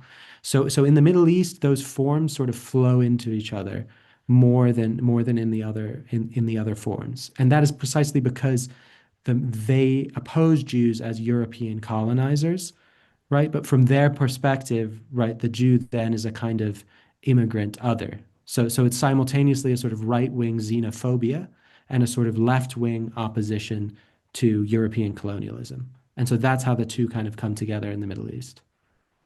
So in that sense, Middle Eastern anti-Zionism is also anti-Semitic. Yeah, basically. Interesting. We have plenty of time, but I want to accelerate things a little bit. So I'm going to start taking 4 questions at a time, and I'm going to ask you to be a little bit quicker and sharper with your questions. Shelby. Thanks for a nice, very informative talk. I like Edward Alexander's concept of the anorexic Jew as being descriptive of the anti-Semitism of the left and the anti-Semitism of the academy. Jews that are afraid of their own, that are ashamed of their own corporal body and divide themselves. There's good Jews and there's bad Jews. And the good Jews are anti-Zionist. The bad Jews are those wicked, wicked Zionists and those that support them. And I see this playing out. In terms of what can we do, I remember at an earlier discussion suggesting that young Jews take a leaf out of James Brown's playbook.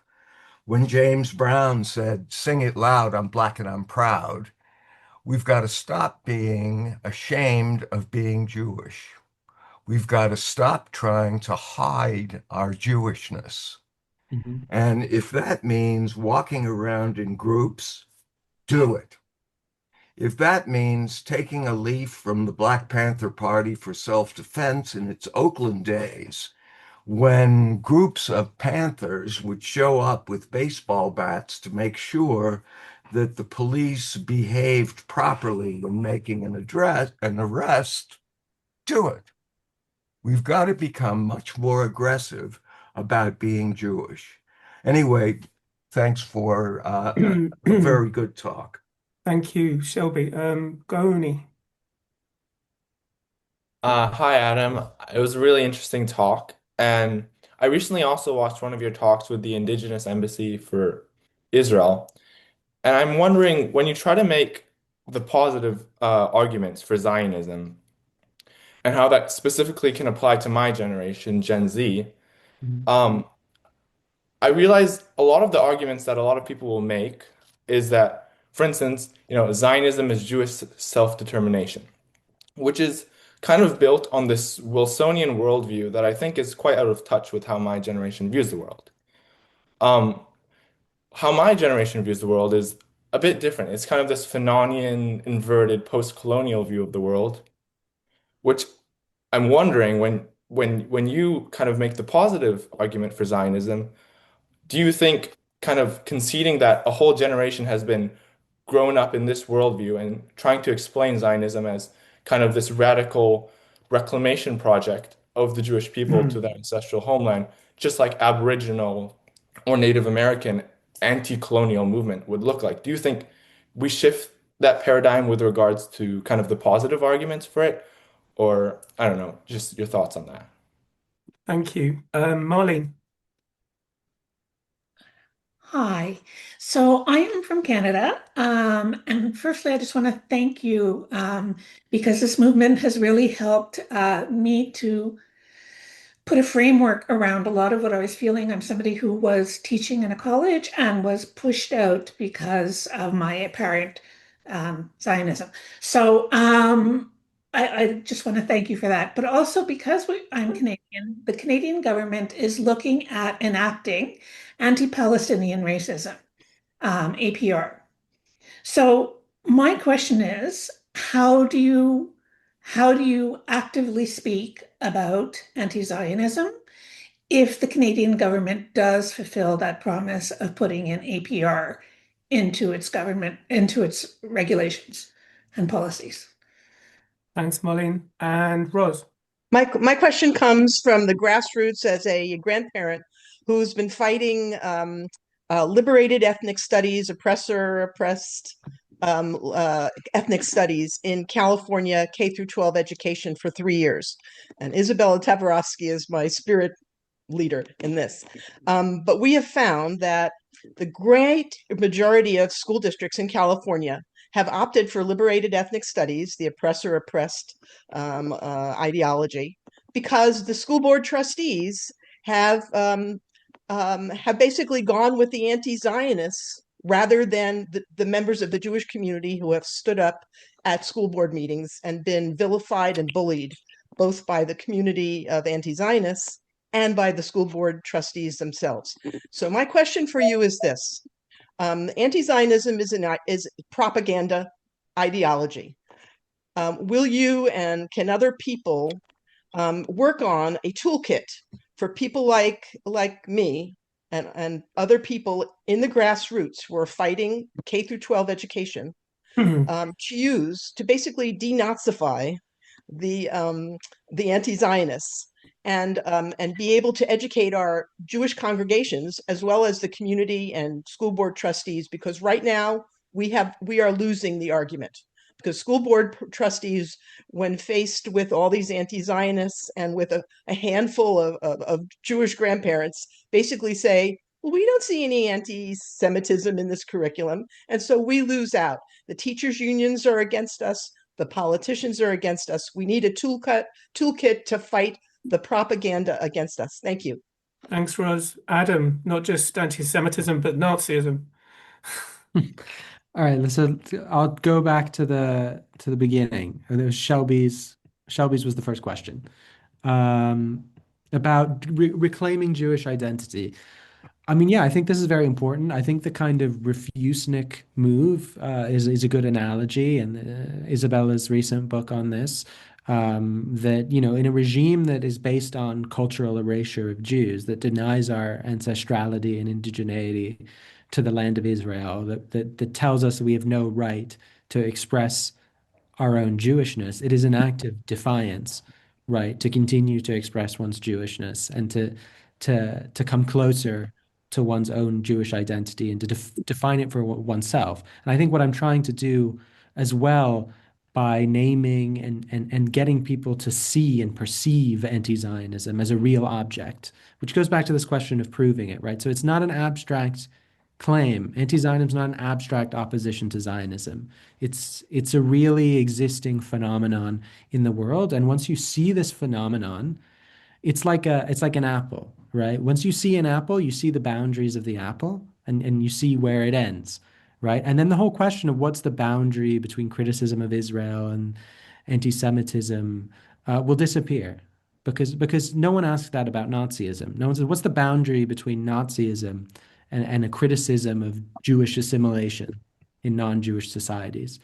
It's people just recognize Nazism as a kind of discourse, as an ideology, as something that exists, right? And so I think that once we see the phenomenon of anti-Zionism, we won't be stuck in this confusion of defining our Jewish identities in a kind of reaction to anti-Zionism or reaction to these so-called critics of Israel. And that's also my critique of anti-Zionist Jews as well, or anti-Zionist Jews who think they might not even think they're part of the anti-Zionist movement. They think they're reclaiming some kind of Bundism or some kind of pre-1948 Jewish identity. That would be my response. It seems reactionary. And so I think by getting people to see anti-Zionism, we allow Jewish identity and our internal Jewish debates space again, that they have breathing room, right? Because they can unfold independently of anti-Zionism. Goni's question about the kind of Fanonian post-colonial view of the world and what do we do with Zionism, right? So I mean, I agree that Zionism itself doesn't really fit very well into that. Of course, Jews are indigenous, so Zionism's a indigenous reclamation, but also it was emerged out of the environment of a world of European colonialism and empires. I mean, this wasn't actually that unique, and it doesn't really make us these evil colonizers. But the whole concept of self-determination and national self-determination is not even something that Gen Z people find interesting. Many of them are anarchists. So I actually don't think it's really about reclaiming Zionism. So I don't think we should center Zionism. So once we recognize anti-Zionism without the hyphen as its own hate movement, we also see that it doesn't demand a defense of Zionism. So we actually should shift the ground so we're not always talking about Zionism and we're talking more about anti-Zionism and objectifying anti-Zionism. Marlene's question was on anti-Palestinian racism. So I think the way to deal with this is that one has to acknowledge that there is kind of certain kinds of language that erase Palestinians. So not to deny exactly that there can be a racism against Palestinians, but to point to the anti-Zionists as exploiters of Palestinians. So in order to get beyond this pro-Israel versus pro-Palestine, which of course anti-Palestinian racism we know is just an attempt to mirror anti-Semitism, to neutralize anti-Semitism, right? We should draw more attention to how anti-Zionists harm Palestinians through rejectionism, through validating extremism, through marginalizing Palestinian moderates who seek peace and who seek genuine dialogue with Jews and Israelis. And once we see anti-Zionism as a structure of oppression, we can also recognize that both Palestinians and Jews are victims, and that it's not about competitive victimhood between Jews and Palestinians. And then Roz was talking about ethnic studies in California, a toolkit to denazify the anti-Zionists, and we're losing the argument. I think we'll continue to lose the argument until we can do that naming, until we can see that apple, because there's more of them than there are us, right? So they're always going to just flood us and try and make their frameworks the premise, right? They're going to make their frameworks the premise. They're going to make them dominant. And as long as we're stuck inside of them, they will just overpower us. So I think the key is to name anti-Zionist libels, to talk about the colonizer, apartheid, and genocide libels as ways that discriminate against Jews. And then through that to oppose these frameworks in schools, these curricula, as discriminatory. Thank you, Adam. So 4 sharp questions, please. Rusty. Hi, Adam and David. Thank you for your activism and advocacy and for inspiring us to stand up and speak out. My question is, there's so much effort that's taking place to delegitimize Zionism and Israel by claiming that Judaism is just a religion. How can Jews best speak about our connection to peoplehood and the land without constantly having to defend our legitimacy over and over? Thanks, Rusty. James. Great, interesting stuff, Adam. Really interesting. I like the idea of just changing the rules of the game. I quite like that. My question for you is, I think maybe it's a wee bit too much to put so much clear water between anti-Semitism and anti-Zionism, simply because with my background, which is in kind of biblical studies many years ago, I would argue that all the ingredients of anti-Semitism are in Christian texts. Gospel of John, Gospel of Matthew, early Christian texts, and how they depict Jews at the time is irredeemable, beyond redemption. The personification of evil. They're like the stone in the shoe of humanity that has to be cast out. And I feel a lot of that is the same clothes that are being put on the state of Israel now by many people. And the 3 great evils, as you succinctly said, for our generation now is colonialism, apartheid, and genocide.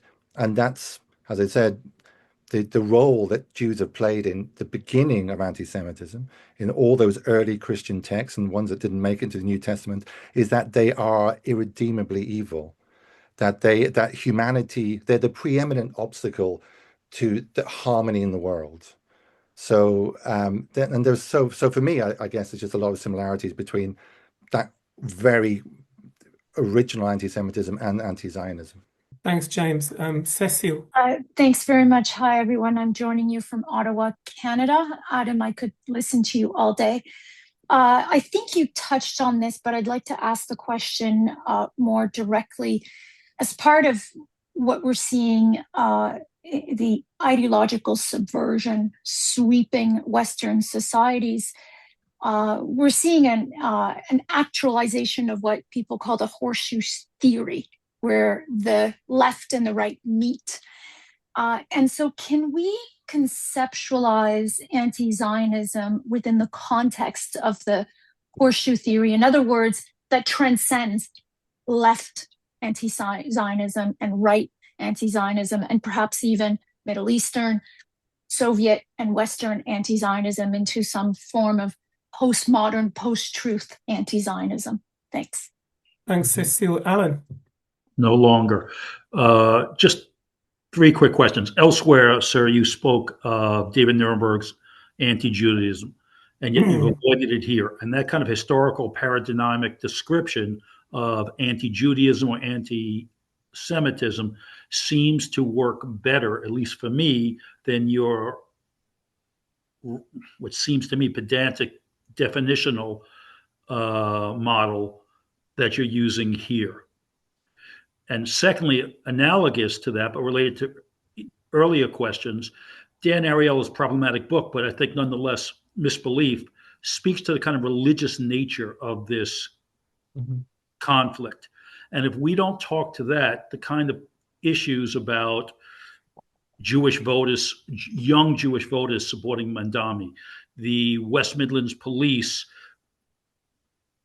using what I think is an anti-Semitic paradigm to avoid the bigger issue of Muslim violence, is going to, or the earlier person who brought up their issue about trying to deal with educational bureaucracies, we're going to run up into the fact that there is an ideological conformity that is almost religious. And if you don't belong to that religion, you're excommunicated from the community of the good. Thanks, Alan.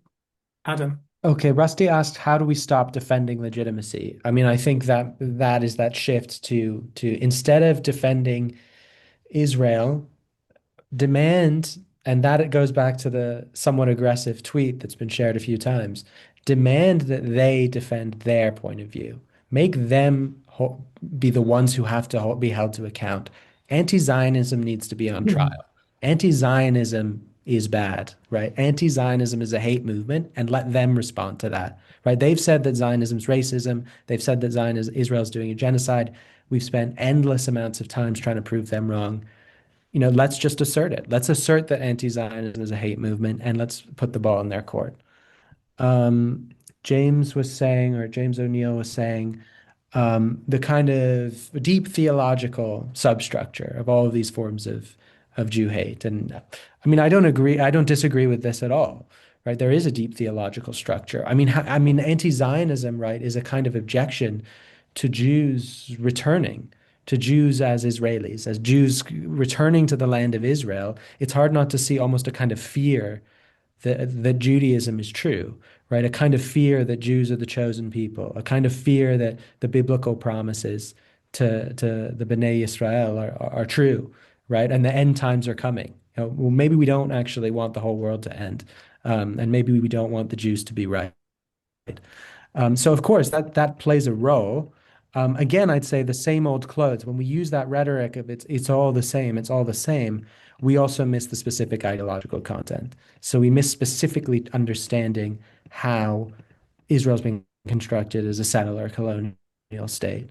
We miss specifically understanding, you know, what it's like for a Jew in a university to be called a white colonizer and to be told that their words don't count and don't matter and don't have credibility because since they're white, they're not a privileged victim. And so they can't speak back to oppression. And so all that is kind of lost when we just say it's the same for thousands of years. Right? But I'm not excluding that from our understanding. I think it has to just be brought to specificity. It has to be brought to specificity in understanding how anti-Zionism actualizes those deep theological substructures. Cecile was talking ideological subversion, horseshoe theory.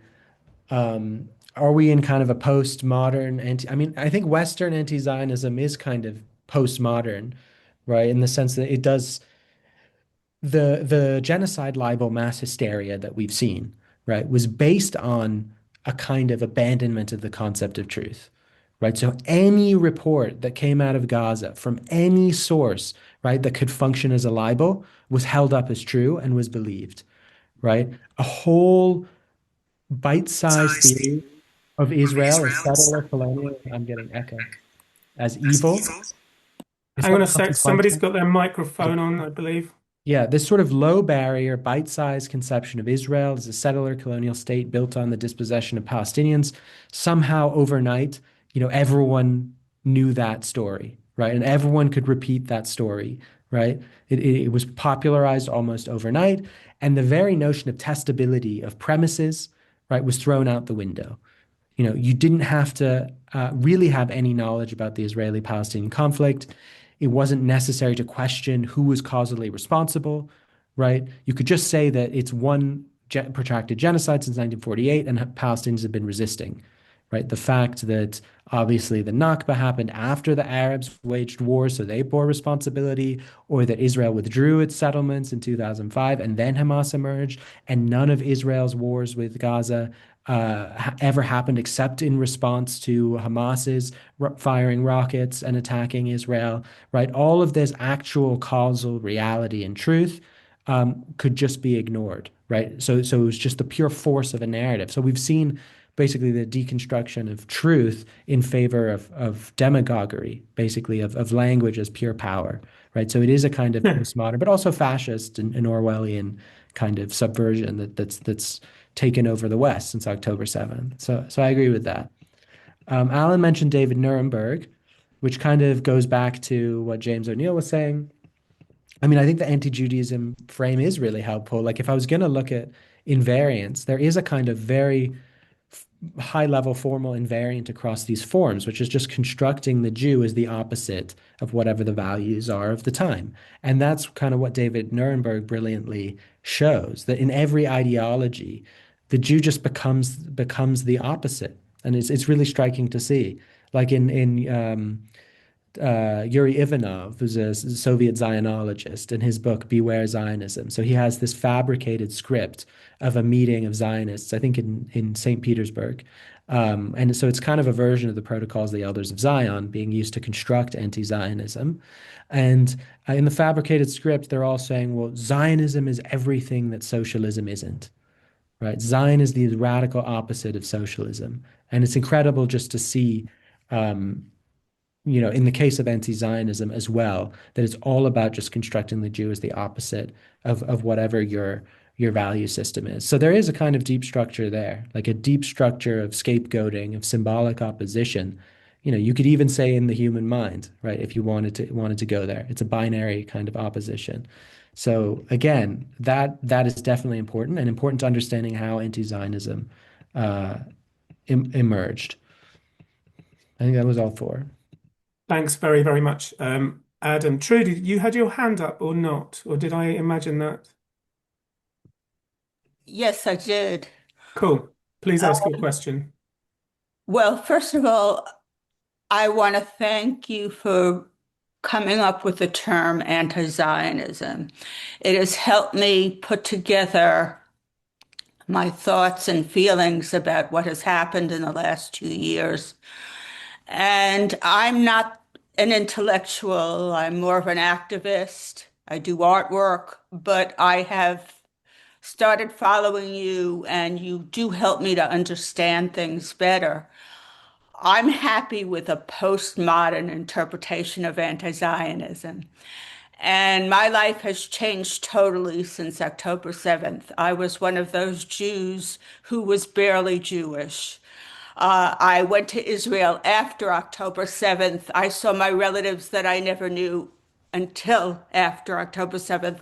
I now wear a Jewish star, which I've never before done in my life, and I've joined Hadassah. And I also live in New York, which is a hotbed of leftist activity, of which I was not a high-level member, but always considered myself. I have lost more friends that I want to talk about. And I now have an anti-Zionist mayor coming aboard. I am very upset. And I want to say that what scares me so much is our Democratic Party in the United States is not the party that I'm looking to rescue me from Trump anymore. I do want Democrats, but not the Democrats we're getting. I find that they're very anti-Zionist. I'm afraid of them. I also see the anti-Zionist movement as being a pro-Palestinian movement.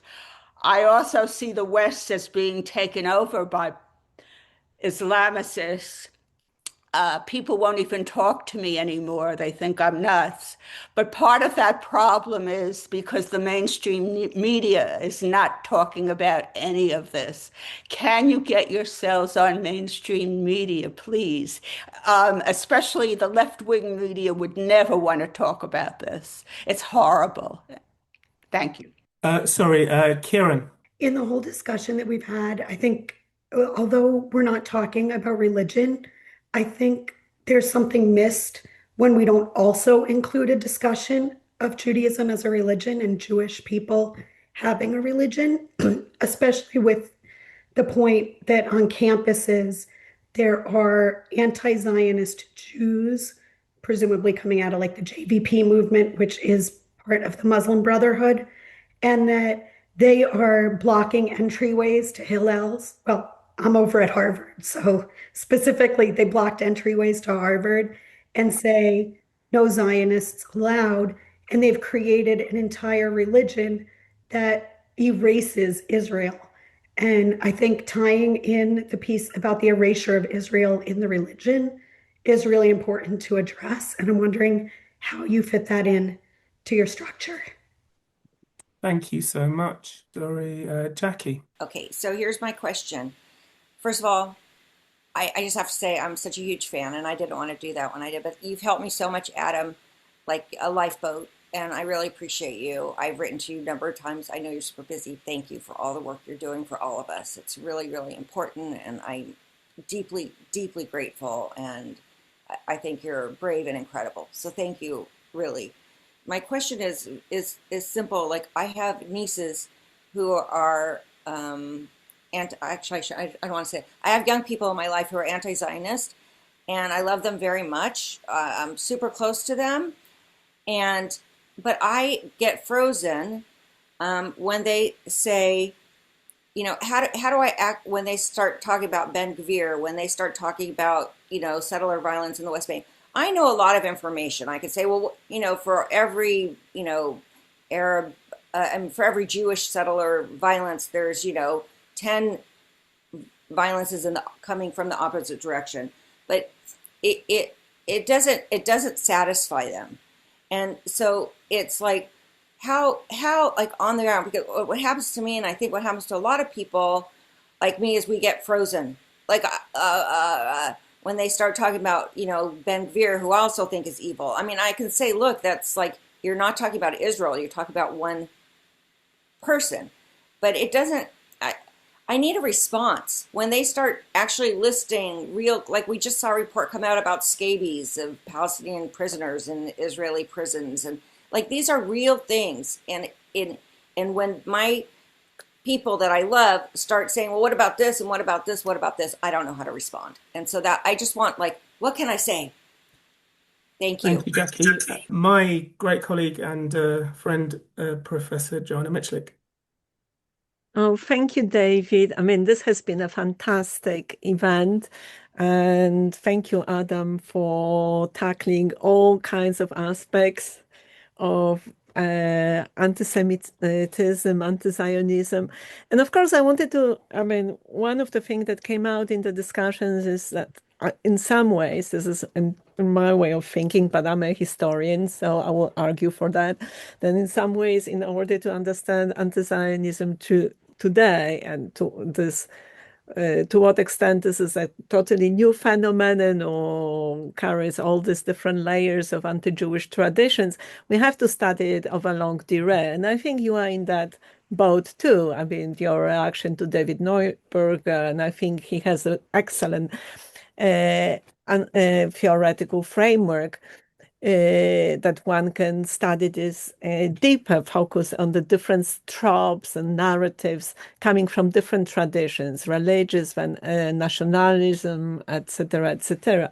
But what we actually haven't touched upon that, and it seems to me that we need to do that. So, because even this our conversation was a manifestation of a need for that, is the analysis of the different reactions to different anti-Jewish traditions from within Jewish communities. We don't actually have enough studies. And to understand, to capture our moment today, I mean, we also need like a synthetic view of the different reactions, yes, including the self-hating Jews, a phenomenon that goes back to the 19th century and is born of emancipation, etc., etc., and how, to what extent does anti-Zionists, including Omer Bartov, might be actually included in that category. But I think there is, I don't know, David, also what you think, and Adam, and other colleagues here working, to what extent we also need better grasps of the reactions, the different reactions to particular moments of hatred. And this is another moment that you can compare to the end of the 19th century. Yes, Maurer saying anti-Semitism is our defense against Jews. Yes, and here today, anti-Zionists, yes, say the same. Yes, in many ways. Yes, if not for the Jews, the world will be a bad place. Yes, the Jews and Israel. Yes, because we. So, what do you think? I would like to know your thoughts about that. It's late, Adam, and you've been here for quite. No, I'm happy to continue. Okay, so that was 4. So I'll start with Trudy. Yeah, so the Democratic Party in the US is obviously completely captured by anti-Zionism, right? So they're completely okay with excluding Zionists from what I understand. That's bad. And of course, it's now the Republicans who kind of take it upon themselves to protect Jews and Trump. But even within the right wing, of course, now that it's the right wing politics in the US is splitting over Israel, because Israel has become basically an organizing political fault line. And you have basically the anti-Zionist right wingers like Carlson and Fuentes, who are breaking from MAGA and almost just kind of embracing neo-Nazism. I think we need to have an opposition to anti-Zionism that comes from a progressive point of view. And that will be the way that we can win back the Democratic Party. I think we can even win back some anti-Zionist Jews if we can convincingly make the case that anti-Zionism is a form of oppression, right? And within our way of talking about anti-Semitism so far, we haven't really been able to make that case, right? It continues to look like caring about anti-Semitism is a form of power, and it's something by which Jews sort of illegitimately center themselves as against other oppressions and is used to justify violence against Palestinians. So I'm not saying that we shouldn't center ourselves, because if we are being discriminated against, we have a right to speak back to that. But if we can show that anti-Zionism also harms Palestinians, right, we can sort of change the framework and say that anti-Zionism is a kind of broader structure. It's harming both groups. It's not contributing to peace in the Middle East, and it is being used really as its own social movement, its own hate movement in the West. And only by really getting people to see the apple will they understand that anti-Zionism is not some kind of critical position towards Israel. If you just endlessly debate the claims about Israel or try to show that it's crossing the line, you're not really ever going to be convinced. You're not ever going to convince anyone. So I think we need a progressive opposition to anti-Zionism by framing anti-Zionism as injustice. And then Kieran was asking about the erasure of Israel's centrality to Judaism. I mean, yeah, I think that's central to anti-Zionism, right? So if I was going to create like a list of things that constitute anti-Zionism, one of them would be erasing Jewish ancestrality, Jewish indigeneity to Israel, right? I think that's a form of cultural erasure. That's an erasure of Jewish history, of the Jewish story, and that's a basic component of anti-Zionism, no question. And then Jackie was asking, okay, yeah, what about when people just keep trying to tell you about Ben Gvir, settler violence? They'll show you a quote of some Israeli extremist saying some racist thing against Palestinians or being extremely belligerent and barbaric, right? So, I mean, the response to this is just the same thing that racists do with other groups, right? So, anti-black racists are obsessed with videos of black crime, right, and circulating images of black criminals, right? So it's that voyeuristic obsession with finding instances of violence committed by a minority group that's actually typical of racism.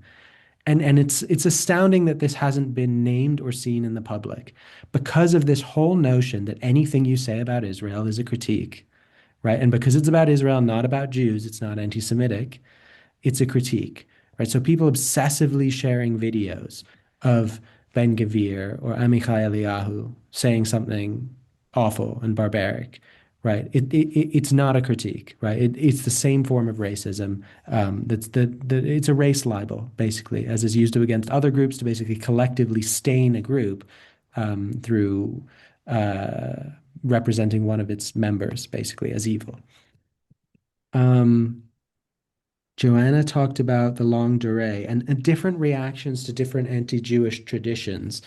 Yeah, I mean, this is very interesting, right? So, I mean, I think that anti-Zionism, if again I was going to emphasize the difference of anti-Zionism, at least from classical anti-Semitism, I'd say that anti-Zionism is significantly more similar to anti-Judaism, to medieval anti-Judaism, than it is to classical anti-Semitism.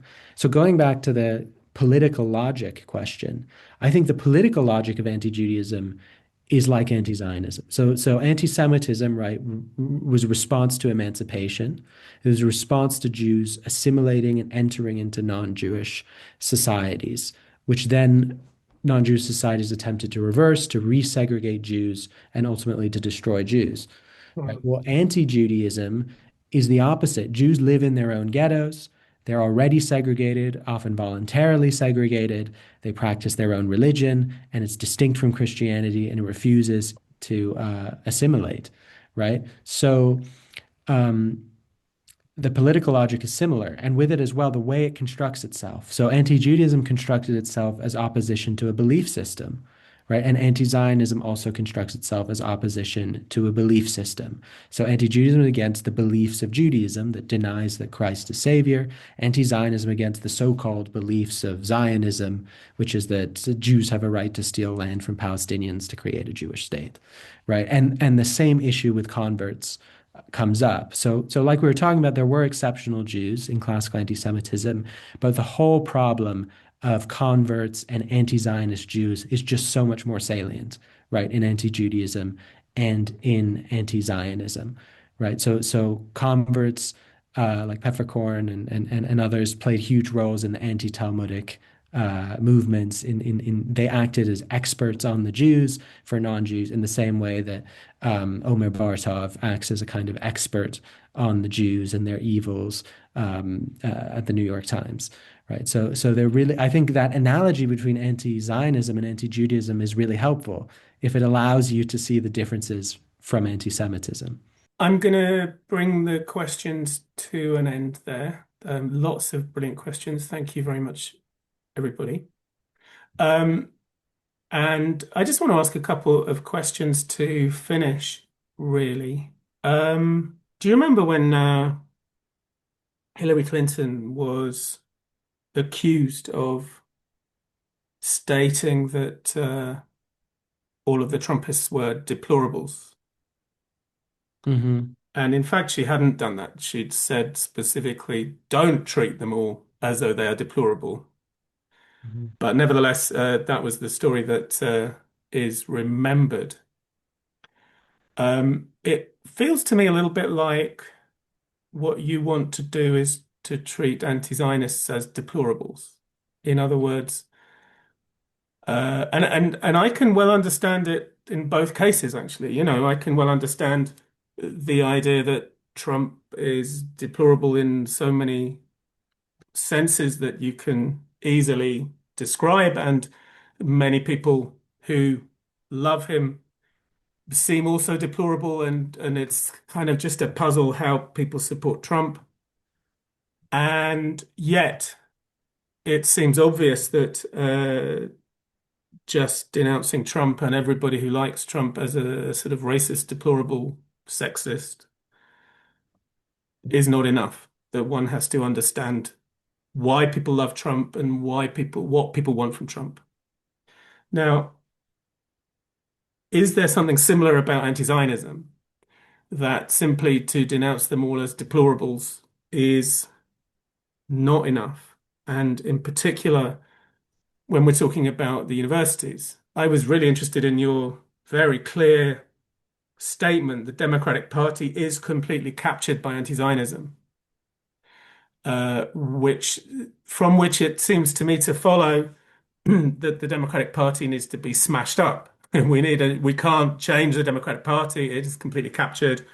People who you call progressive in America need to build themselves a new party because the Democratic Party is completely captured. I don't know whether you think the Republican Party is captured by anybody or not, but it seems to me to be a kind of a politics of a politics of stepping away from the idea of winning, in the sense that, and I wonder if you would say something similar about the universities, because lots of people do, right? People say the universities are lost, or which I think is another way of putting the idea that the universities are completely captured by anti-Zionism.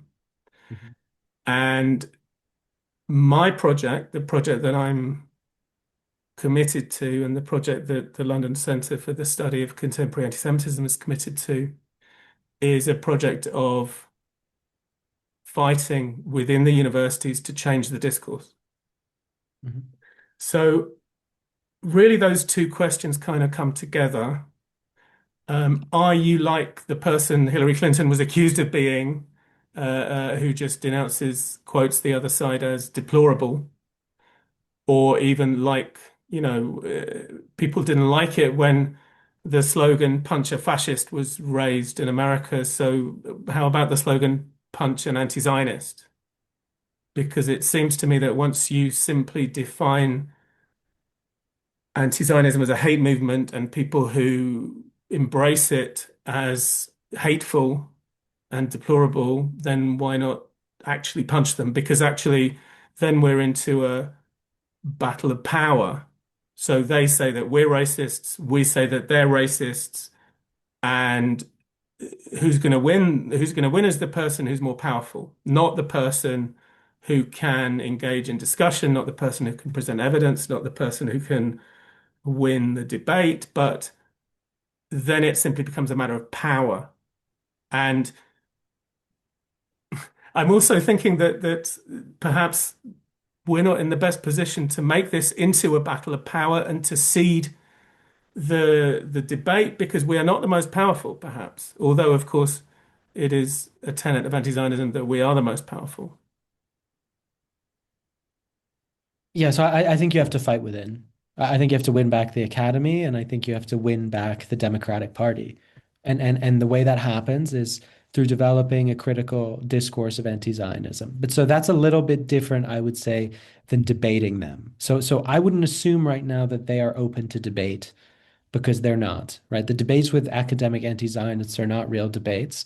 They are rituals of power, right? Which is part of the argument I've been trying to make. However, once these academics see that an existent academic critical discourse exists based on different presumptions that describes anti-Zionism as its own structure of oppression, that has a rich literature or a rich discourse, it has historical facts, it has genealogy, it's theoretically sophisticated, then they will have to take it seriously, right? Because it'll also be framed in a language that they understand, and it'll be harder for them to dismiss it. So that's why I think obviously the London Centre is such an important initiative.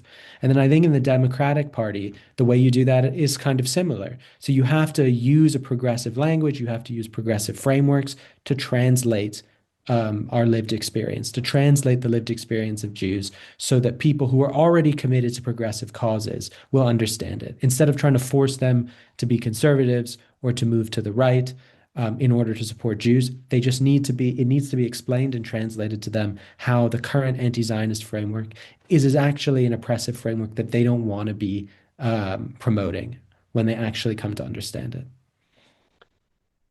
Adam, I want to thank you really warmly for spending so much time with us tonight. It's been really, really interesting. And thank you. If people want to keep in touch with the London Centre for the Study of Contemporary Antisemitism, I have put the website, the web address into the chat. And if you go to the top right-hand corner of the website, you will find a place where you can put your email into the machine and where you will then get the news of what we're up to. So again, thank you very much to everybody for being here. And I'm going to call it, bring it to a close. Thank you so much. Okay. Thank you, everyone. Thank you, David. And thank you for the questions. That was amazing.